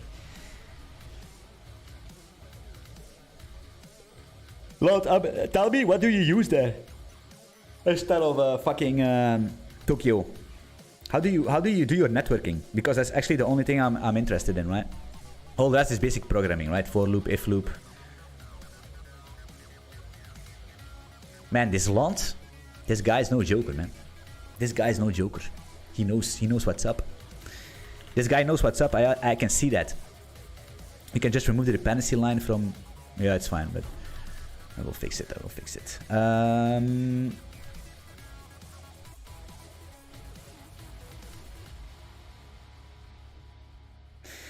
All right, so I'm gonna check, actually, to be honest, which video we're gonna do a reaction on. It's time to do a reaction, a video.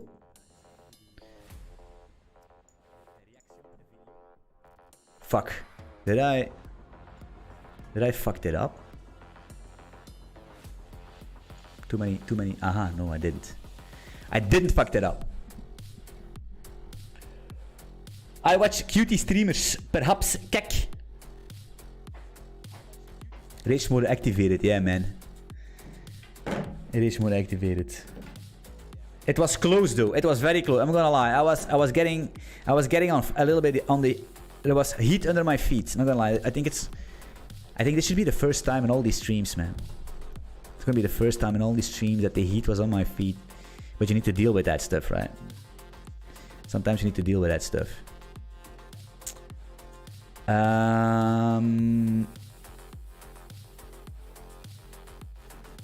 You could just look at the type it expects, yeah, but no. Unfortunately not. Alright, it's time to kill the music here. Boom. No music. Let me see. What are we gonna do? I think this video is gonna be a little bit relaxed. I'm gonna take it up here. Boom. This one. I asked the developer how much money they make because I'm actually curious how much money you make. So we want to see that. Like I said, these videos, I don't know if they are good or bad. So maybe I should do some research, but I have no time because I also need to work, right? Let me see my volume here, to be honest. Oh man, this is annoying. Desktop audio. I'm gonna quickly try to play this real quick here. How much money do you? I think that's good. I'm gonna leave it on for 5 seconds and let me know what the audio is Make as a on your side. I mean... Yeah, I make around, I would say... My first job, my salary was The day, me... How much money do... Let me know. Something is wrong with the chat. I'm not gonna lie what it is. What do you think about GNU project? GNU? Yeah, I don't actually know that much about it, but I think it's nice. I don't know. What should I think about it? Ooh, audio is fine. Okay. Okay, I don't know. It's gonna be a spicy one. It's developing money. Hey, you know what this is, right? You know what is this? This is not only the coding stream. It's also the money channel. You know what I mean? It's also the money channel. Let's go. Yeah. Let's go. Wait, what do you think about new experiments? Memory allocation. I started with this guy, the clever programmer. By the way, this guy, he has 1.25 million subscribers. Big oof. How the fuck do you do that? But that's not my ambition. That's crazy. It's not gonna happen. It's not gonna happen. Never ever. So basically, Flomar asked me, "What do you think about new experiments, new experimental Golang arena memory allocation?" Very nice, but probably only 10% of the developers will use that. That's the thing. But it's nice. Yeah, but it's just a Go package, right? It's basically, maybe I should make a video about that, but it's not going to have very much viewers because in Golang, you have the runtime, right? The package runtime. Golang runtime. Before we do this, I'm going to quickly do that. Runtime package, right? No, not the package, the runtime itself.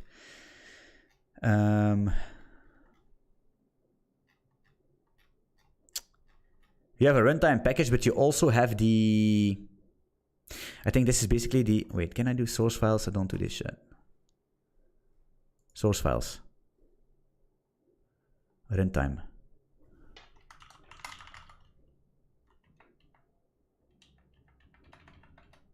Yeah, it's fine. I don't care. And either way, you can basically link... You can link your functions with private runtime functions. So you can do a lot of stuff. You can basically, if you just link against the whole fucking runtime, you can do everything you want. You know what I mean? You can free stuff, malloc stuff. You can, yeah. I needed to do that for my GG cache. Well, I was planning to do that for my GG cache, but I stepped away from it. Right? For example,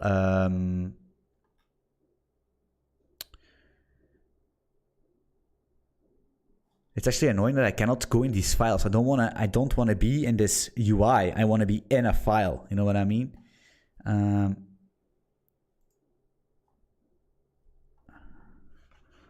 Seago! But this arena, for example, it's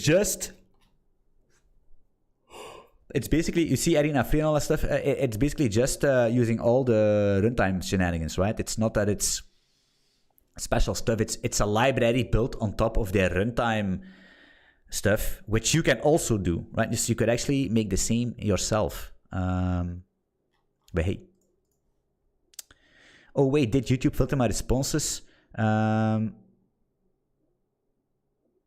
Yeah, I think so. I think it's Nightbot Land that filters links, because I would love to basically give people the chance to post links, but the problem is sooner or later they're going to be bad links. I'm going to click that link. It's going to open up a woman with a big in her hands, maybe from a horse or something, or from a panda bear or whatever, and then I'm being in big trouble. So I cannot do that because, yeah, you know what I mean? It's the internet.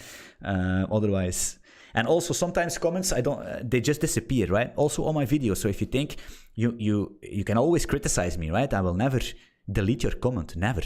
But sometimes YouTube holds it in or something. I don't know, because it's 1 or 2 times people say, why you're deleting comments? That's not true. That's not true. It's just sometimes I don't see them. Yeah. I like I said, it's fine. I have a very outspoken opinion. Right? I'm very direct, but you can also be with me. You know what I mean? If you're right, you're right. It is what it is. You asked what I used earlier. If not Tokyo, mostly game dev with Bevy. Oh yeah, Bevy engine. Nice, man. That's what I want to actually use Bevy to quickly bootstrap this thing. But I thought, I don't know, Bevy. Let's do something simple like piston or something and just draw a rectangle. Easy peasy. But I think it's easy with Bevy also. Not quite sure. For which I plan on going with Cap and Proto and pure sockets for networking. What do you mean by pure sockets? Cap and Proto.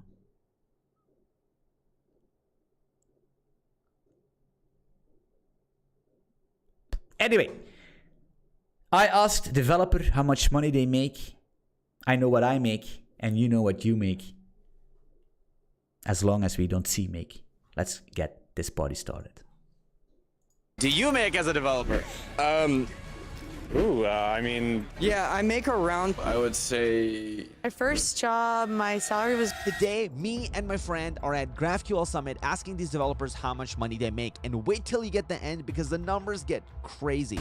Yo, what's up, bro? Oh, bro, Postman! Postman is jacked. Every developer on our channel knows about Postman. So what would be your one piece of advice for somebody who's looking to get their first job? Yeah, I don't have a degree. I'm from Oklahoma City, so there's not a whole lot of tech there. So what I really did is I really contributed to a lot of open source projects. I didn't actually apply for my Postman job. They reached out to me. So yeah, that's right. That's very important, right? This guy, it's very important. You need to. A lot of people say I'm not getting hired and I'm not getting selected. But these days, it's, you don't understand. Back in my day, very very long time ago, there was no such thing. There was no such real thing as open source, right? It was not as big as now, but the market is also much bigger. Tech, programming, web dev is booming. You know what I mean? It's like a, how do you say that? It's overhyped, right? It's over fucking hyped. You will see that. If you check the Primogen and something, he had 2 fucking K viewers. 2K viewers on his Twitch. 2K viewers watching engineering the Primogen. That's crazy. And plus he was probably streaming on YouTube also. So that's crazy. Back in the day, if you had 10 people on your channel or something, that was good. But now, programming tech is big business, right? So if you want to stand out and able to be selected, you need to have a very, very, very good GitHub profile, right? And not with React starter templates or something, you know what I mean? Or a Fiber Golang project. No, it needs to be good. So how much money do you make as a developer? I make 6 figures, and that's as a SE1. So that's like entry-level software engineer, and I have great benefits. So we're here with Ben. If 6 you're comfortable figures is sharing, nothing, right? How much do you make as a developer now? Oh, I'll give you a range, boys. I'm not gonna. I mean, 6 figures. Of course, it's something, but 6 figures is 100k, right? That's the minimum. You know what I mean? 6 figures is minimum 100k. That's a lot of money, but it's not like I'm making 6 figures. You're not a multi-millionaire. You know what I mean? It's like a lot of people think, oh, 6 figures, you're rich. No, you're not rich, right? I think, yeah. Everybody should make, as an engineer, I think everybody at a certain point in his life is going to make 6 figures then. Otherwise, you're basically, you're doing it wrong. Give you it all. 100 to 110. So I got an internship actually in college. I should say that's a major key. You get at least like a 3-month internship. That'll negate any sort of experience because then like you've gone through the process at that point. You know, you've gone through the software development life cycle. Once you've done that, he's boring. He's a soy dev for sure. My name is Camille. I'm 24. I'm a front-end software engineer. Oh, I work at front-end. She's probably writing Tailwind, right? Writing Tailwind. Pretty sure. Peloton. I don't know what Peloton in is. New York City. So your first job was with Peloton? Yes, my first job was with Peloton. Amazing. Yeah. And how did you go about getting your first job? Oof. I applied to probably 200 companies. Woo! Maybe like 10 people will be like, hey, never forget that people want to refer you because they get... But let us be honest, guys. I mean, elbows only, please. Look at this thing, guys. Look at this. Do you see this? Elbows only, please. What the fuck? It's back in... it's crazy. What's going on, elbows only? What's going on? The Primegen is like a decent entertainer, but nothing more. He lost a lot of my respect for his stance for the recent trademark proposal. Another Primegen comment. Ahmed, the Primegen does nothing. Ooh, the Primegen does nothing. And then, Land, my man here, Primegen is like a decent entertainer, but...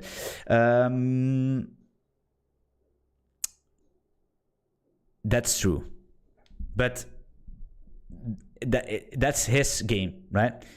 I'm gonna tell you a story real quick because it's just a chat coming in.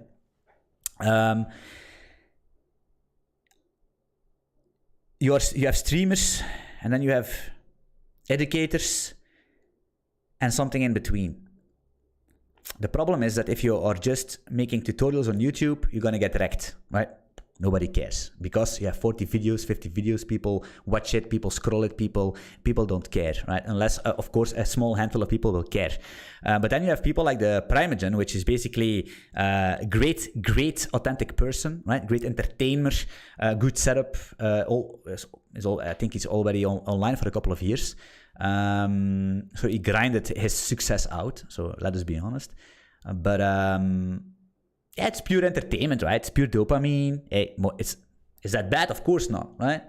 It's his thing, right? You know what I mean? It's the same like Dr. Disrespect. It's actually the same because Dr. Disrespect is not a bad gamer, but he's also not the best. You know what I mean? It's the same with the Primegen. Right? Hey, he's a good Dr. Disrespect is a good entertainer. He can game with shooters. Yeah. He's not bad, but he's not on the level of Shroud and all that stuff. You know what I mean? That's the same. But hey, much respect to the man. Like Zoden, I have a lot of respect for Zoden because this guy, I think he is... I think he's my number one for now. He's my number one. He's a little bit of maybe a soy dev, if I can say that, but this guy, he's also funny sometimes, right? Allez. Do you work in the EU? Yes. No. Yes, I worked at home. Referral bonuses. If you don't mind sharing, how much did you make at your first developer job? So my first job, my salary was 110. What the fuck? 15K. Look at this. I hear in my Discord people are making 60k a year, 80k maximum. this dev here, right? Writing basically, I don't know, probably React with, hey man, with the T3 stack, with T3 stack making 110k. Hey, get wrecked, boys. Get fucking wrecked. Thank you for the subscription, Danko GB. And if you're not subscribed to the channel, hey guys, please consider subscribing, right? Can you imagine that, guys? He was making 110k as a fucking beginner job, and you're struggling, so working your ass off for 60k, getting wrecked. Amazing. UK versus EU is different, of course. I'm just making Can you or someone put the link to Soden? It's I need to log into chat. What the fuck is that again? TSODIN. If you look that at Google, you're gonna get a shit ton of videos, and then you will find them. It's a Russian guy, I think. But it's very technical, but it's just cool, right? Yeah.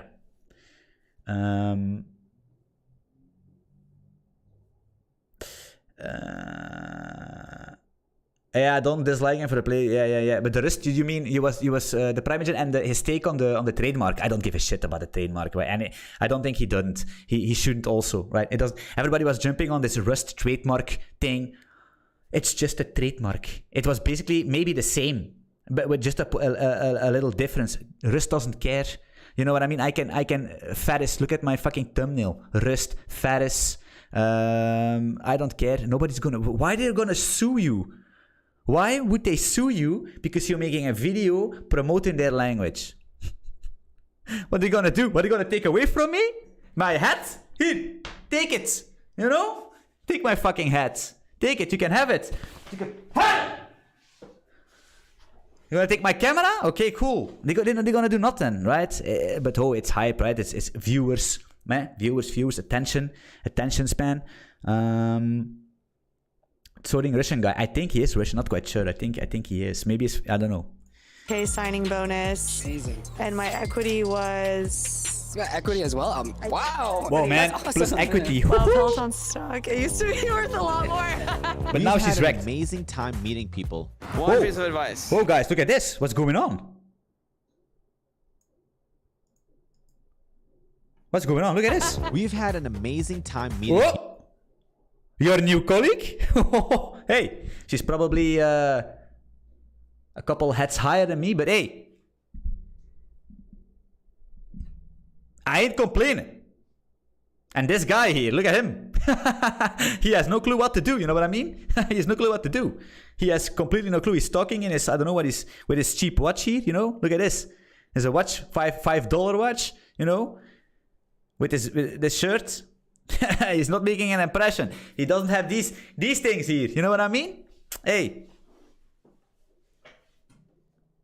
People. One piece of advice. If you thought $125,000 is a lot, then you'll be surprised to see what some of these developers are getting paid Netflix, at yeah, the Netflix gonna be biggest companies. the Primogen is gonna The thing is, rake in. developers are often shy about their salaries. How much money do you make as a software engineer? I will not reveal that. I'm not comfortable sharing that. I will not reveal that. I will not reveal that I'm making 50k. Of course not, you fucking idiot. Of course you're not gonna reveal it. I mean, if you make 400k or something, you're gonna say that, right? You should not. A lot of people basically are actually scared to say what they make.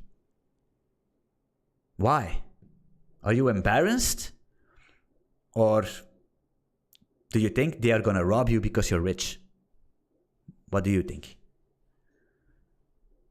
Toxic masculinity. It's no toxic masculinity, guys. Again, toxic masculinity. It's all over fucking youth. I don't care.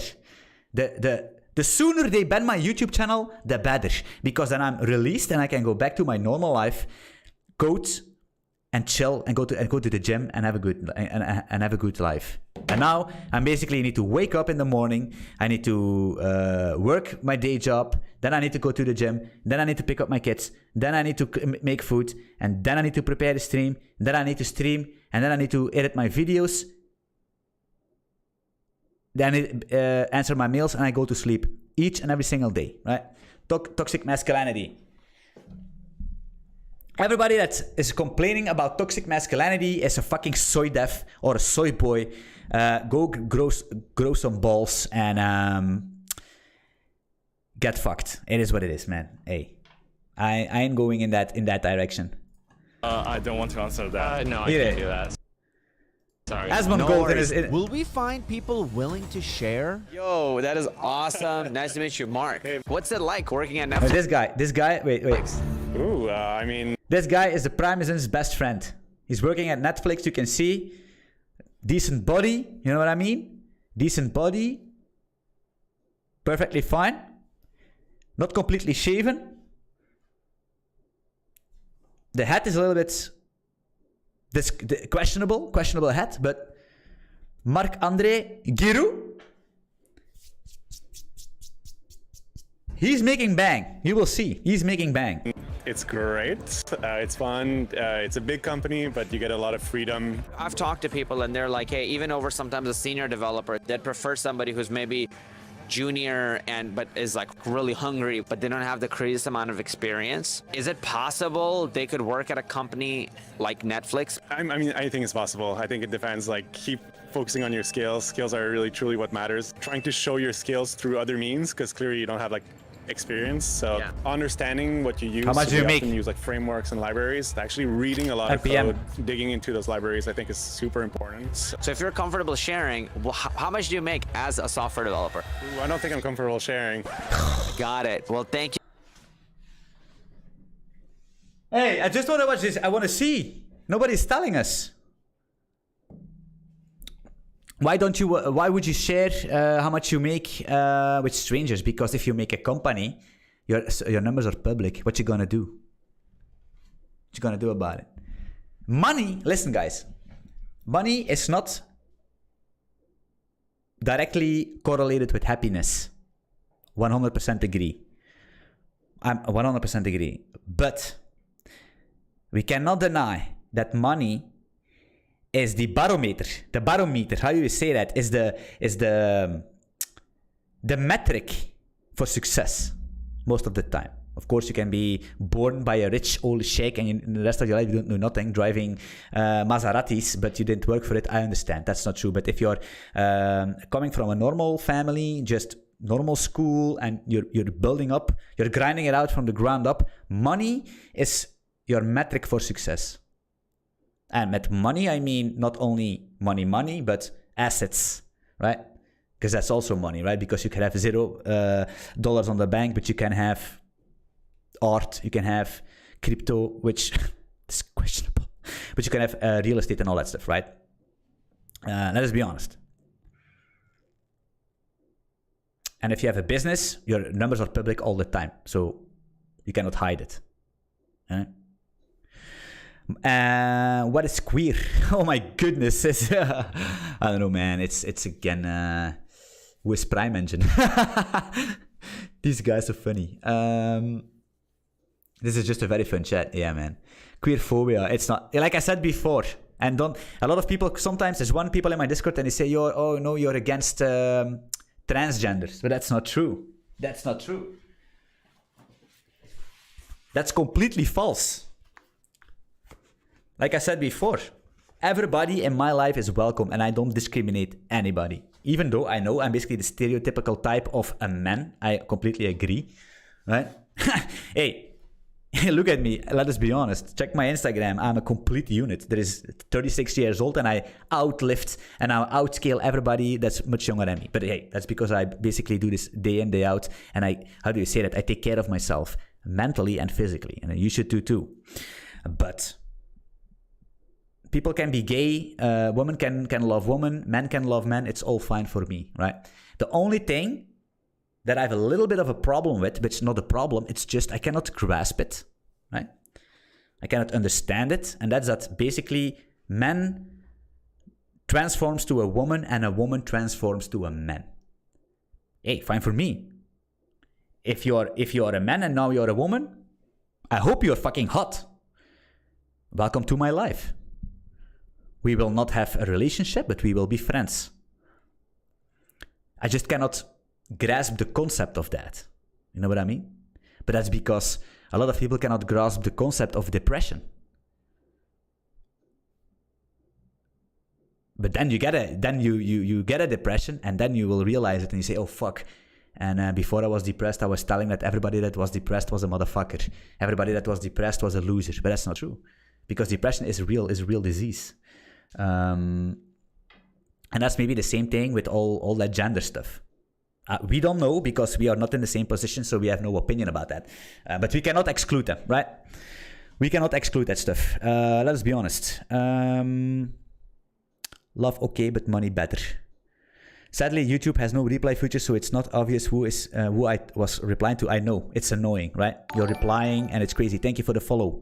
Chat PT, and it's on Twitch even though, and it's let me see. For the people on Twitch, I cannot see anything what you're doing, right? It's only YouTube stuff for some reason. I have no clue why that is. Maybe I should open up the Twitch thingy here.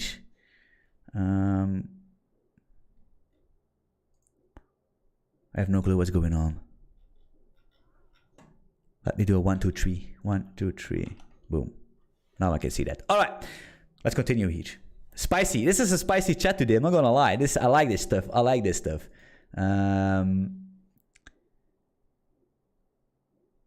Phew, and is mentally ill. No. Like I said, you can disagree with some stuff, but people are people, right? And you need to treat them as people. And it doesn't matter if they are, what kind of religion they are, what kind of color they are, if they are a man or a woman or something in between. I don't fucking care, right? Everybody has opinions and a right to live, but that doesn't mean that I need to understand why that things happen, right? It is what it is. But hey, everybody's happy here. Welcome. But grow. If a man, please go to the gym and get some fucking biceps, okay? Thank you so much, Mark. Appreciate it. Now that was unfortunate. That was unfortunate, I know. Developers are earning multiple six figures. I'm here with Dalvin. So Dalvin. my advice for somebody who wants This guy, Dalvin. He's a pro fucking Fortnite player. Probably also good in Call of Duty. He's a senior software engineer working at Dutchie. This guy is making bang. I'm pretty sure, and he's gonna tell us. He's gonna tell us what he's doing. Look at this. You can also find him on Twitch at the evenings.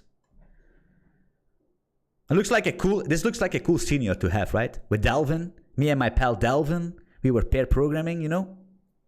to get into tech for the first time would be start trying to learn on YouTube. You don't have to go to a boot camp or pay money if you don't want to. Start creating projects that you're interested in, doing stuff that you like. If I'm into sneakers, I'm gonna try to make the Nike app again and put it on my portfolio and resume. Are you willing to say how much you make right now? You're a beginner. Yeah, so currently I made... You're not a senior engineer. If you're making these Nike clones websites, then you're a beginner, right?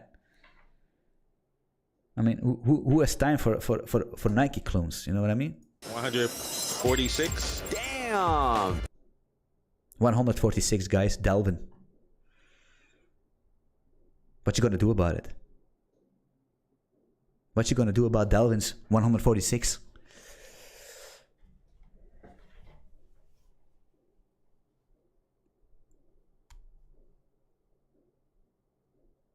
Whoa, this is Sky here with it ain't about discrimination. Statistics show that most sex changes lead to depression and suicide.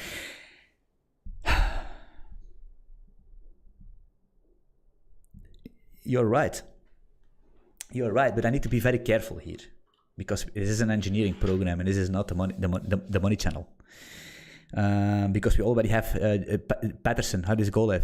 How do you call this guy? David Goggins and Andrew Tate, but I don't know where he is. And that other guy, This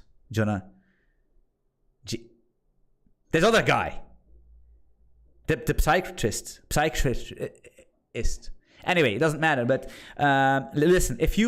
if I'm gonna be honest about here, right? Like I said, I love everybody. But because Sky tells us that basically that a lot of sex changes lead to depression or come from depression, I think it's true.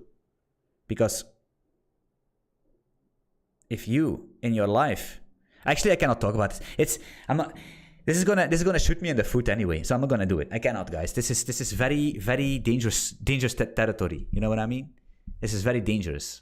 Maybe we should do it in Discord, we make a private channel and we jump there and we can discuss there and on the private. We, the boys, the Peaky Blinders, we can do whatever the fuck we want in Discord. You know what I mean? We can be nude.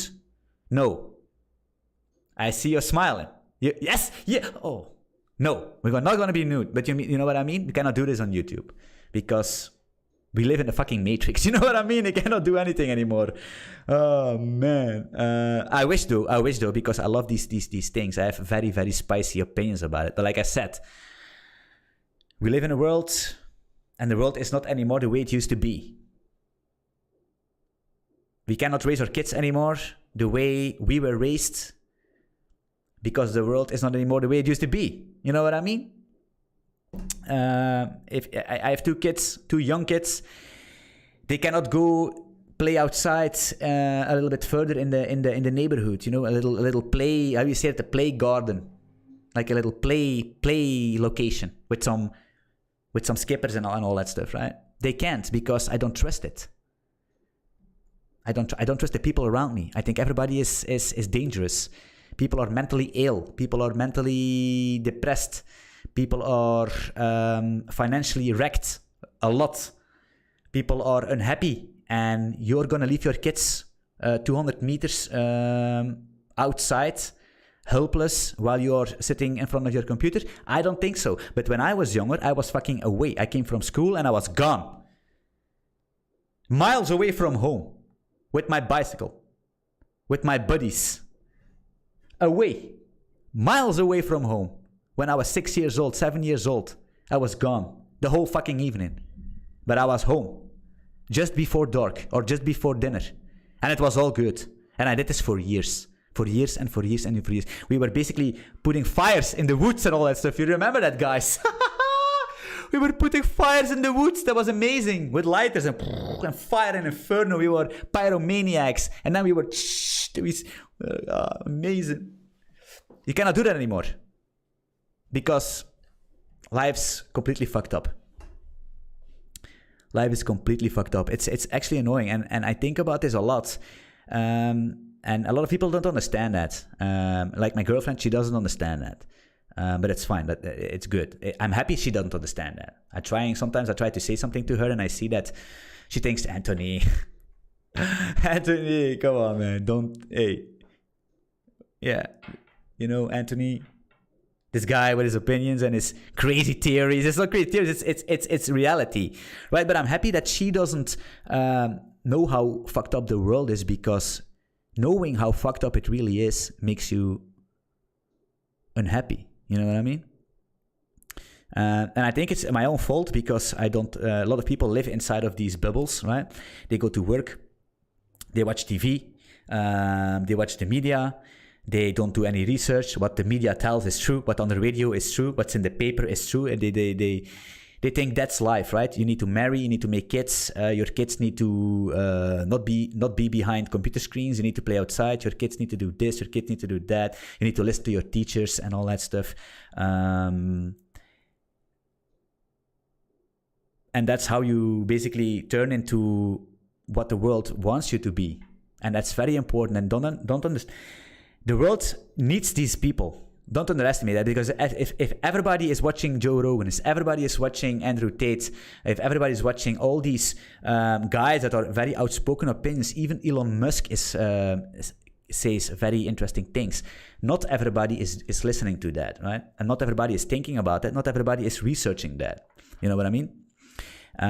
If everybody was doing what we do, or what I do, or what maybe people like you do, then the world would not function. You know what I mean? The world would not function.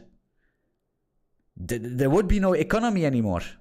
You know what I mean? So they need normal people. But hey, that's a complete different thing. And even I'm in the matrix, right? I did not escape the matrix. You know what I mean? I didn't, right? I'm just like you. But I'm aware. I'm aware it exists, and I can do anything about it. And that's sad. That's sad. Anthony, I want to ask you a question, which is off topic for now. I read GGQ implementation in Hollywood and didn't understand padding stuff. Yeah, Ibrahim. So basically, padding is you have the cache, and depends on depends on what operation system computer you have. Your cache has a size, right? Basically what happens is you have memory, and then you have a cache, and you have different cache, L1, L2, L3, and all that stuff. I'm going to quickly over it. You need to look that up. It's very important. And what's happening is if you are accessing memory, a variable in memory, you're basically first going to hit the cache, right? And if it's not in the cache, you're going to do L2. If it's not in L2, you're going to hit it in L3, and if it's not in L3, you're going to memory, which is slow, which is actually fast, but in computer terms, it's slow. So with padding, you can make sure that you do not... How can I say this? To make this quick, with padding, you can make sure that the thing you want is in cache all the time. Something like that, right? It's more technical, but that's completely off topic. That's the thing. So if you want to be very fast, Make sure it's in the cache, and then you can use padding to make sure that it's good aligned, right? All right. Everybody can be what they want to be, but why all want to proselytize about queer things? Wait, because something is in the way here in this chat. I don't even know what queer. I don't know. I think a queer is just like I don't know what it is. Maybe somebody that just transformed to another gender. It's fine.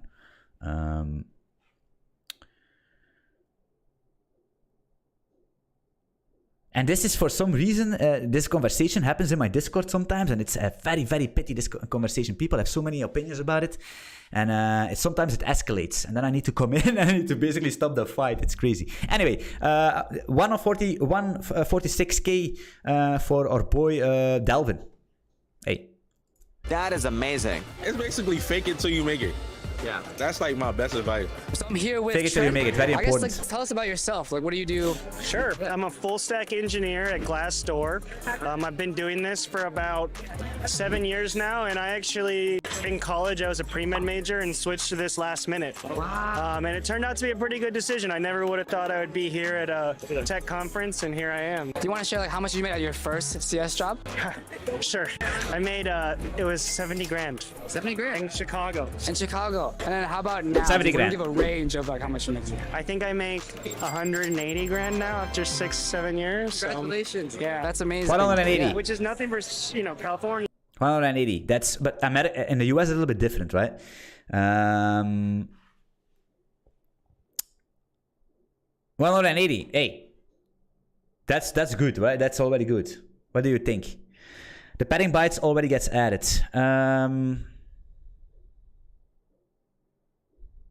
You just make sure that your strict is sitting in the cache, in the padding, right? In this L1 cache. That's the thing, because if you want to access your strict, for example, and you don't pad, it could be that it's not completely aligned with the complete cache, if you know what I mean. I will maybe make a video about that to clarify this, because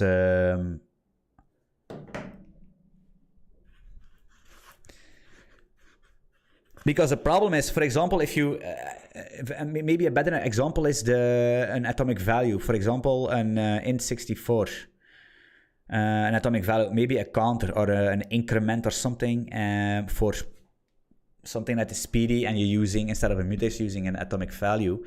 So the thing needs to be queried a lot, right?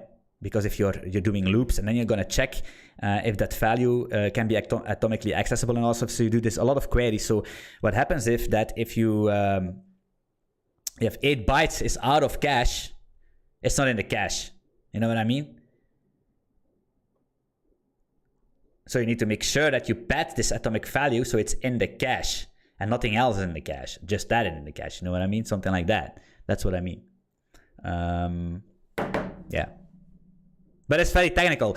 And by the way, should actually not be used in normal scenarios. By the way, I mean, if you think you need to pad your stricts to be faster, that's complete bullshit.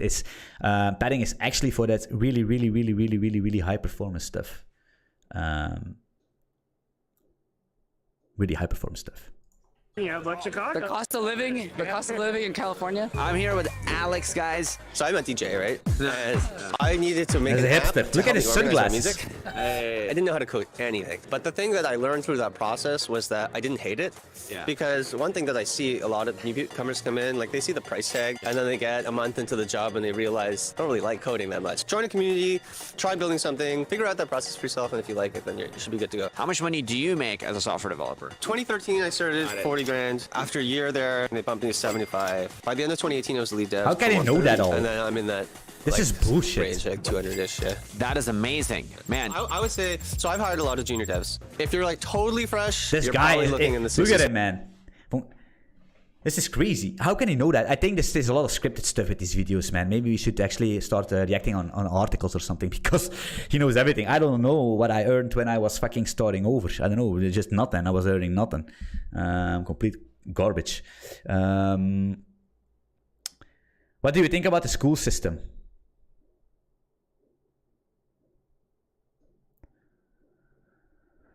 The school system, I don't know, man. no, I think it's bad to be honest, because my kids go to school, right? And they come home with all this crazy stuff like math. What the fuck are you doing? Some mathematical stuff I cannot even solve. She's 9 years old. And she comes, Dad, I don't understand this. And I said, what the fuck? I don't understand it either. And then it's like religion, a lot of religion stuff. And yeah, but that's, again, it's another thing. I think the school system is not good because they told, my teachers told me that I was a complete nonce and that was a shame for my parents. And basically nothing will ever come from me. But now I basically can...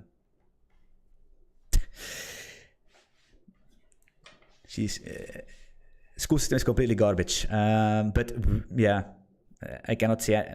What do I need to tell? What do I need to tell you more? Because the difference between school system and reality is the gap between reality and the school system is way too high. But I'm a big believer of the early school days, right? When you're 1, 2, no, 1 is too young. For example, 3 from 1, 3, like you say that the mini class, right?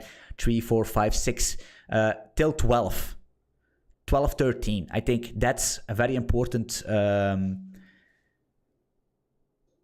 think religion should be basically stripped out of school, because the way they teach religion is completely, like I said, you can be Christian, you can be Islam. It's all good for me. It doesn't matter, right? Buddha, it's all good. But school teaches it bad, right? School teaches every single religion, and maybe in these countries, like if you go to these Arabic countries or something, maybe there they teach the religion good. But here in my country, it's complete garbage.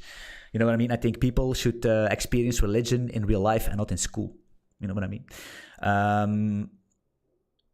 Yeah. I think school can be cut into 12 years instead of 18, which is in Belgium is 18 years. Well, a little bit less because you start at 3. But yeah, you need to go to school till 18. Makes no sense. Why? So there's a lot of years that basically can be cut, and put the kids on the field much earlier. You know, the world is being pussified. You know what I mean? Being pussified. It's crazy. Everybody is a pussy, you know?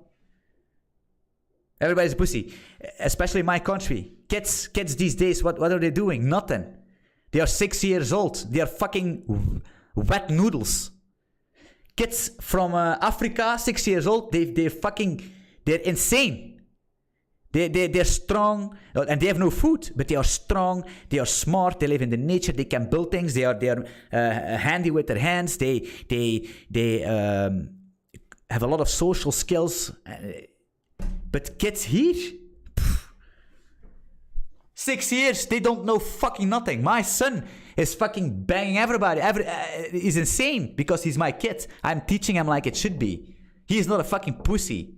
I never let him win. He needs to fucking fight for he plays football, right? And I'm training him, and I also train his team. But I never let him win. Never. He will fucking work for it. And he cries and he falls and, oh, daddy, oh. Get the fuck up. That's how it is.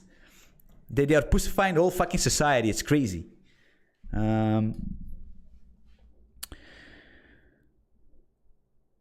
Yeah, public school, I know, but I don't mean public and Catholic. I know, it's a little bit of a mistake, but I mean in public school, in school itself, right?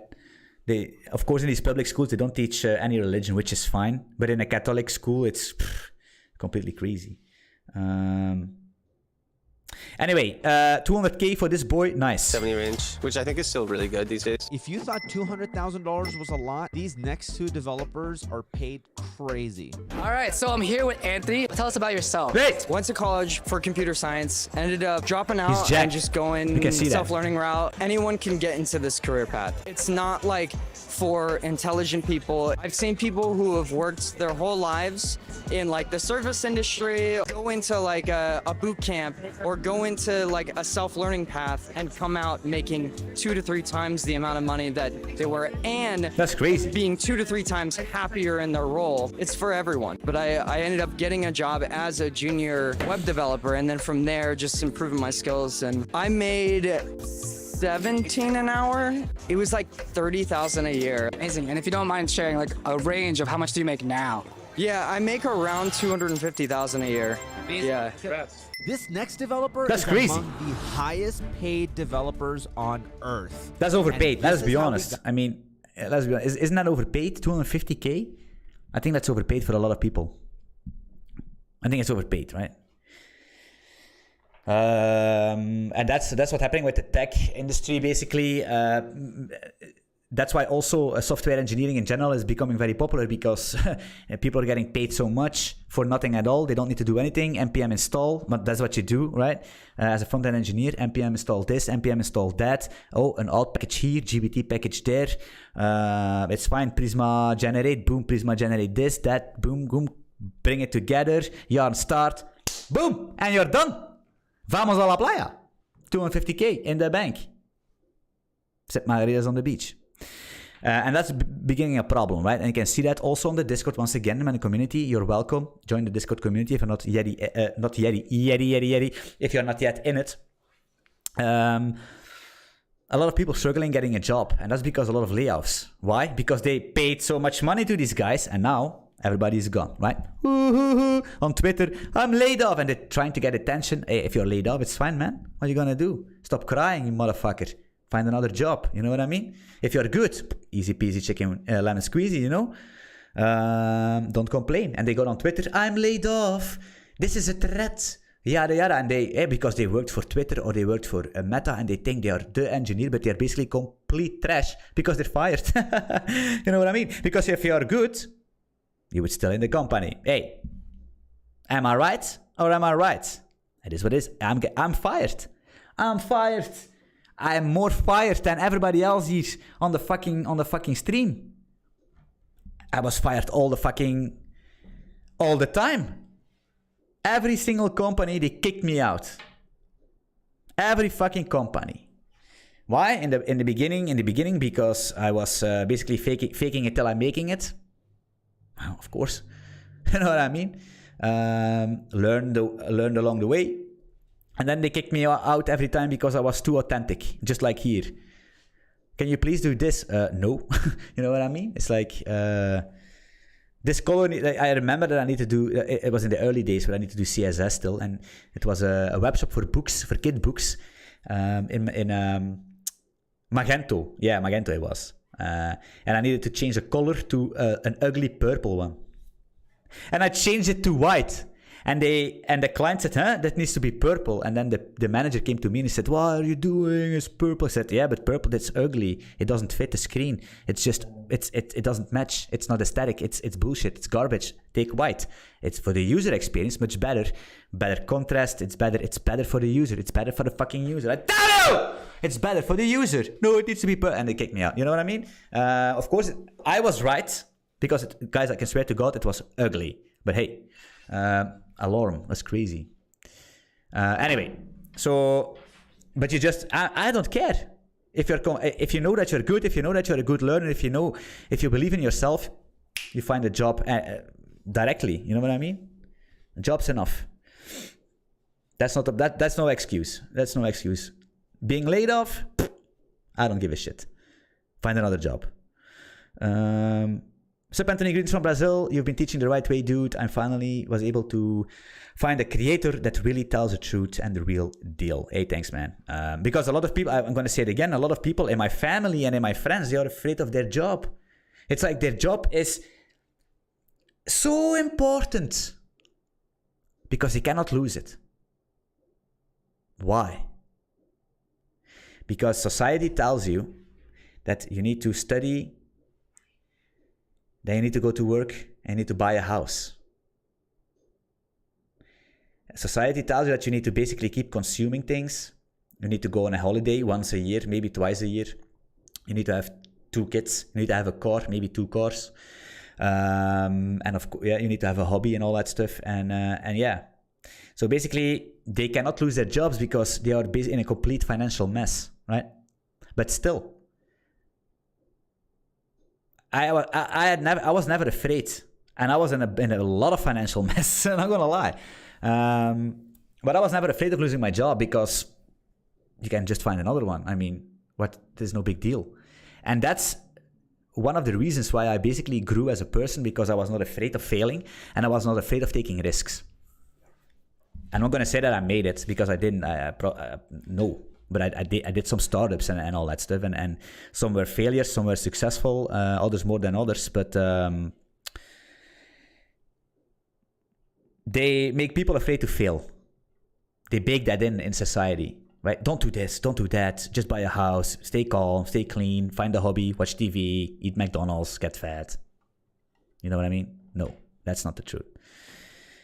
Taking risks as you're young, right? Of course, now I have 2 kids. I have responsibility. I can't. Now I cannot take risks. Of course, I'm going to take risks, but now I have a buffer, right? And I have a bites buffer. You know what I mean? I have a bruise buffer that can buffer me up, right? If I'm workless I can basically just do nothing for 5 years and still survive, maybe even longer. You know what I mean? But that's not a good point, right? But if you're young, there is nothing in your way. Just break stuff like Limp Bizkit. You know what I mean? Break stuff. That's what you're gonna do, right? Clap some cheeks. Work for a startup or a large corporate company. Let's assume some same salary. Startup, guys. Again, this the thing. Leave the money, because what you gonna do with your money when you're young? 21, 22, 20. What you gonna do? What are you gonna do with your money? Nothing. Don't buy a house. It's a waste of money, right? Unless you have it, unless you have money, right? But don't buy a house to buy a house because everybody buys a house. No, that's not a good idea. Houses are not a good investment. They're always a good investment, but not anymore the way they were in my days, 20 years ago. Then 20, 30 years ago, it was insane right now. Because if you buy a house and after 30 years, what you're going to do? You're going to sell it and you cannot even buy the same house. What are you going to do? Live in a carton box? Of course not.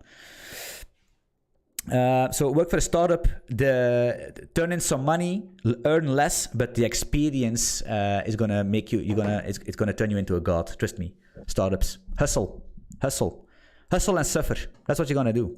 Got here. What's up, guys? I'm here with Matthew. Tell us a little bit about yourself. I am a developer at Credit Karma. I have been for the past 4-ish years, since 2018. Right, we have a lot of developers. When you look at the job posting, it says hey, we need 1 year to 5 years of experience, right? So what would be your advice for that? Even if it doesn't, if I don't have the years of experience, if I don't meet every single qualification, I would say go for it. The worst that can happen is they say no. Awesome. Okay, and when you got your first job as a developer, how much did you make? Right out of college, I was working at a company called Axure, and I was offered $80K a year. I switched because I realized that I wasn't growing the way I needed to. I wasn't learning new technologies. Yeah, I also do believe that the quickest way to get raises in salary is to keep looking, keep switching. Yeah, that's true. I found Credit Karma, for sure. I think through a referral, which I would say is very important. Those online applications those are such a numbers game that I think you're way better off seeing if you can even just find someone on LinkedIn and ask them to just look at your resume. I think that's going to get you way further. This is all amazing advice. Now, how much do you make as a developer now? Now I would say, so I'm a senior software engineer now at Credit Karma. The total comp, I think adjusted for the growth in stock, would be over 400,000 annually. What the fuck? Amazing, dude. Let's go. Yeah, let's go. That's crazy. That's insane, right? That's really insane. That's CEO. That's not quite sure. What do we need to believe from it? We don't know if it's 400K a year, once a year with these equity stuff or something.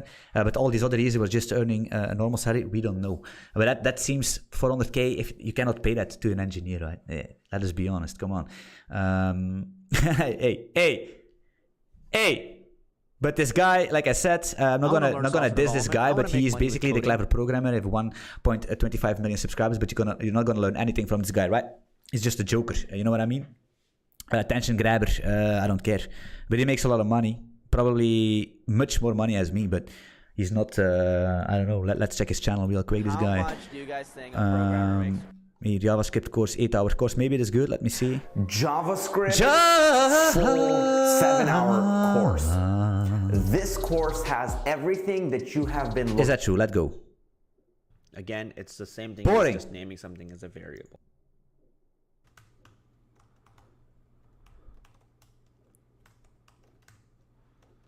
Boring. Guy, this is trash. In days, except I'm base.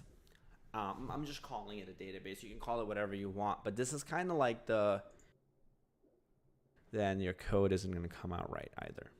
What are you boring? I will show you the way to go. Look at this. Full-time gay dev. Full-time Go dev. Look at this. What are we going to see? What video are we going to see in my course, my Golang course, which you can find at fulltimegodev.com. Well, let's pick one. For example, this one. Here. And what we're going to build is a real life. Oh, this is actually real world example. It's not an example. It's actually something that is. The volume is not good enough. It's basically when I think it was around 8 years ago, I worked for a company in Belgium, and they are basically responsible for managing the whole traffic infrastructure, the traffic lights, and also they were responsible for. Can you hear this?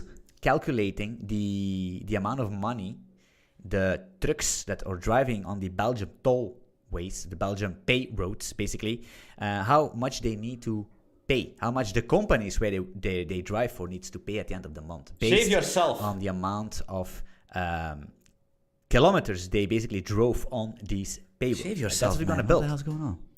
It's not something that is right. That's something that is basically already, if that makes any sense, right?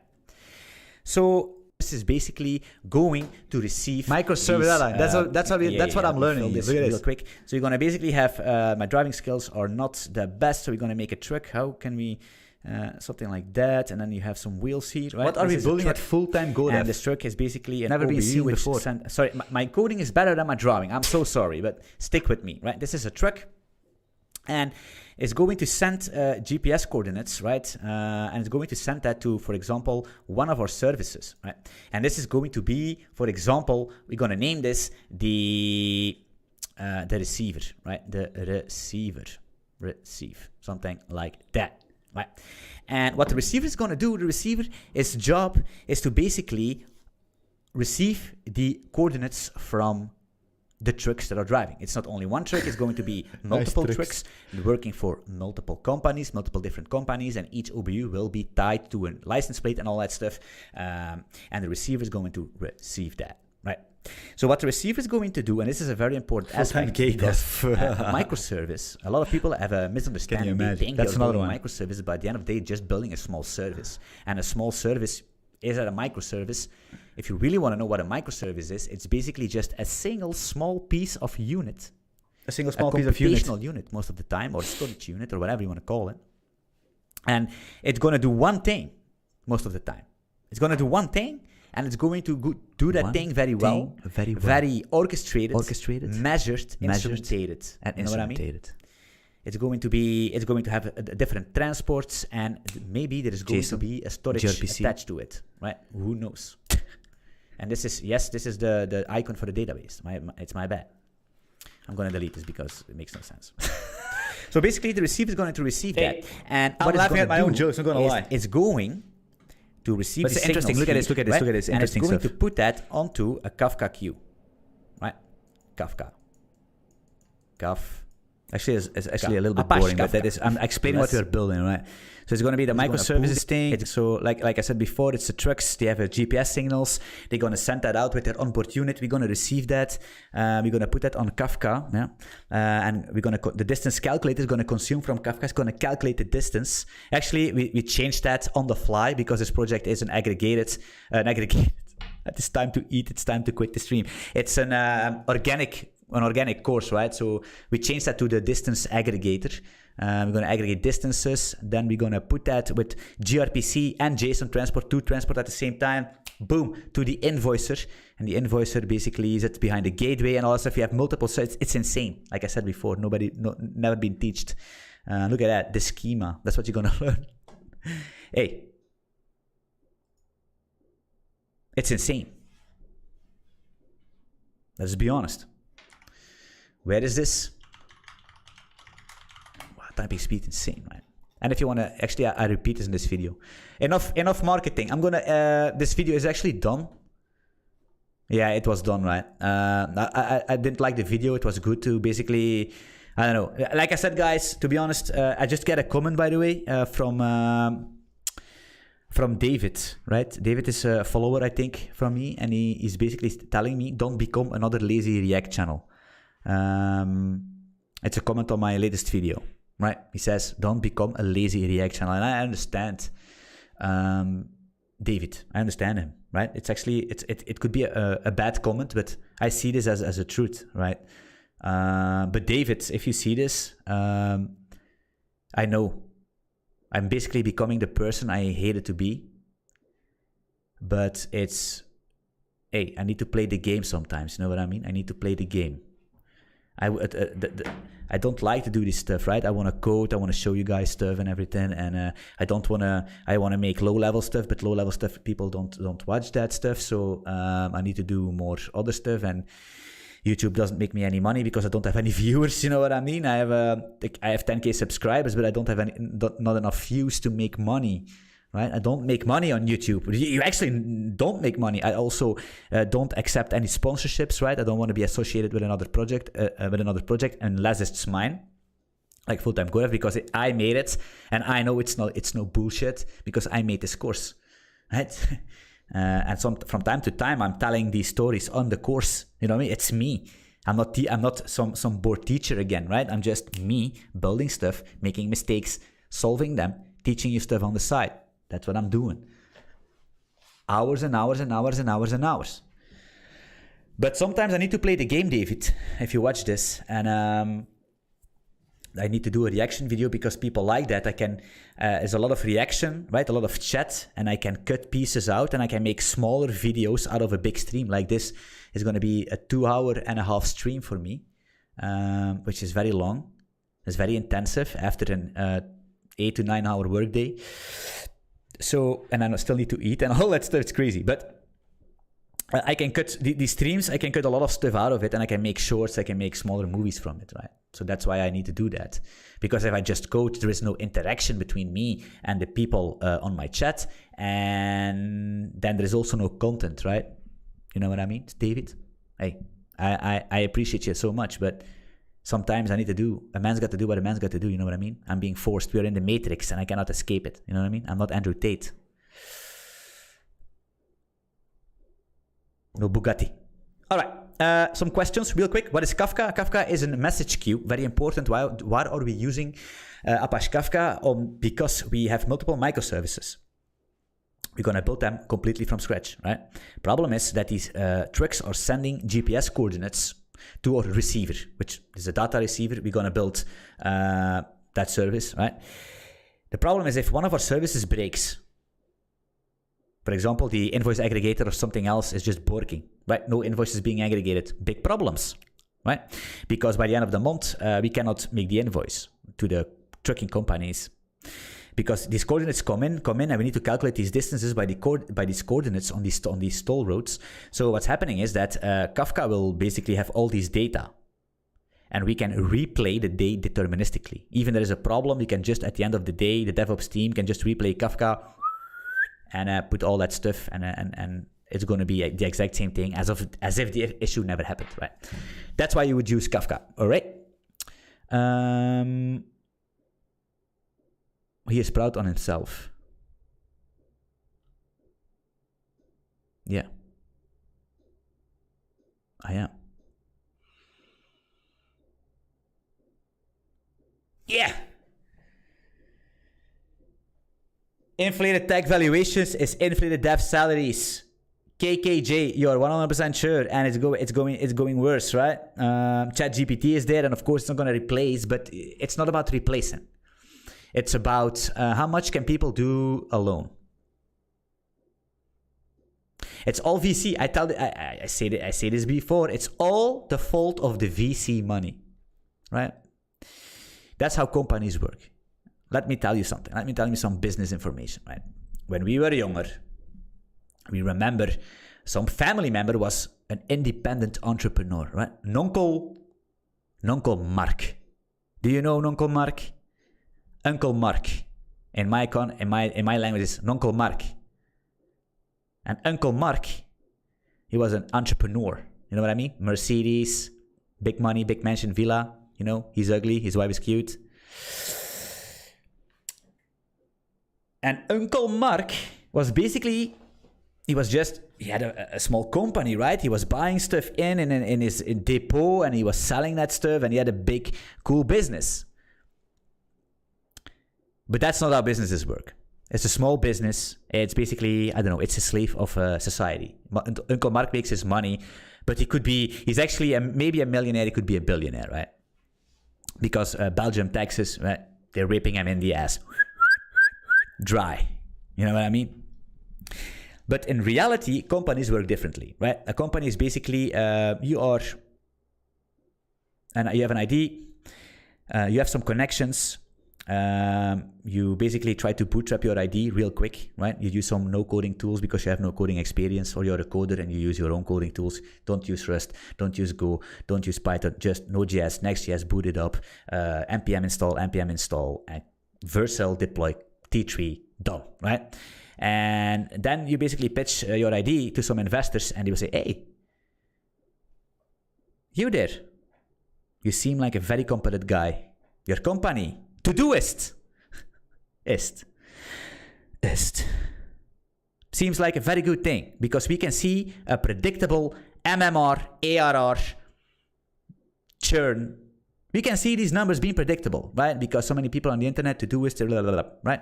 And they're going to basically invest in your company, and you're going to be evaluated at some price. But you're not going to make profit. You don't need to make profit. That's a scam. A new startup that makes profit. How is that possible? No, it isn't. You know what I mean? Most of the time it doesn't happen. So basically, then another VC comes. It's, oh yeah, but your Todoist app is very cool with all these AI things you're gonna do, right? You're gonna do some AI things, and it's gonna generate these tasks for you. But you're gonna need more people. No VC, that's not true. I'm Anthony GG. I can do everything myself. I can use ChatGPT, and I can use this and that, and I can do it. No, it's not true. We're willing to invest, but you need to have people. A lot of people. Because we want to scale. It's all about, listen, Anthony, listen. It's all about momentum. It's all about speed.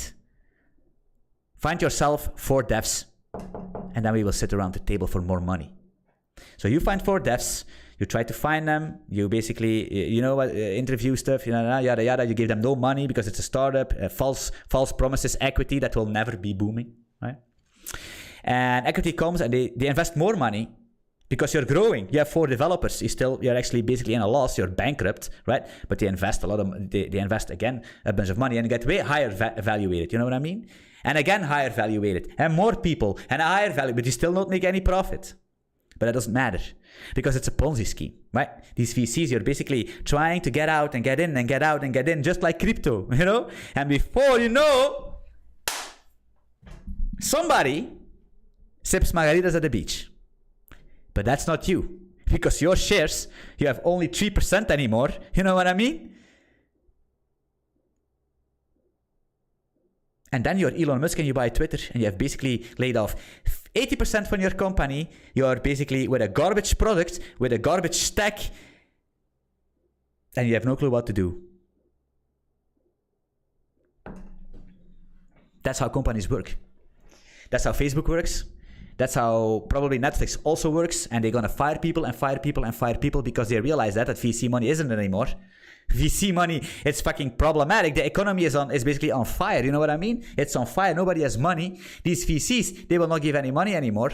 So you cannot pay your people anymore, which you owe 400K, you see on the video. So you need to fire them. That's what it is. That's what it is. What's going on?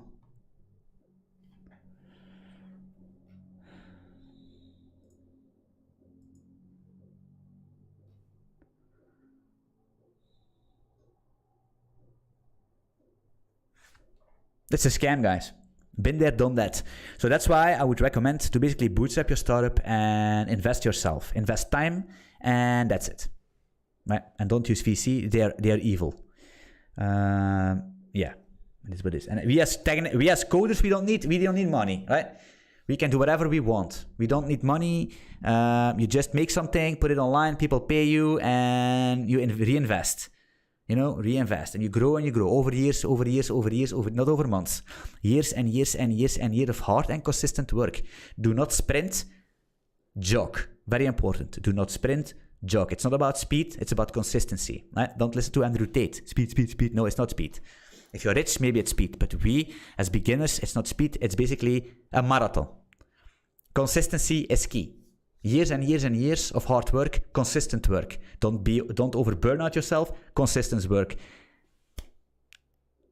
And then you will maybe get somewhere, right? Hey, maybe. All right, any more questions? Because I'm going to turn it up. It's already 2 hours, 30 minutes. Crazy. I need to eat and pee and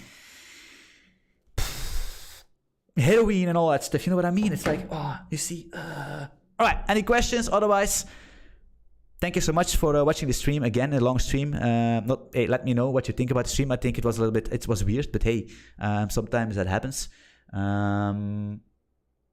It's almost 3 hours, by the way. I'm recording for 2 hours 30, but it's already 3 hours online. And do you know how much I made in these 3 hours? Nothing. You know what I mean? It's 3 hours waste of time. It's not true. It's not a waste of time. It's an investment. It's an investment that will not reflect today, it will not reflect tomorrow, and it will probably also not reflect in 6 months. But maybe this stream will contribute to the greater cause next year. Because that's where my vision is. My vision is not tomorrow. My vision is not next week. I don't care. I don't care about next week. I don't care about next month. I care about what's next year. You know what I mean? The longer term. Keep that in mind.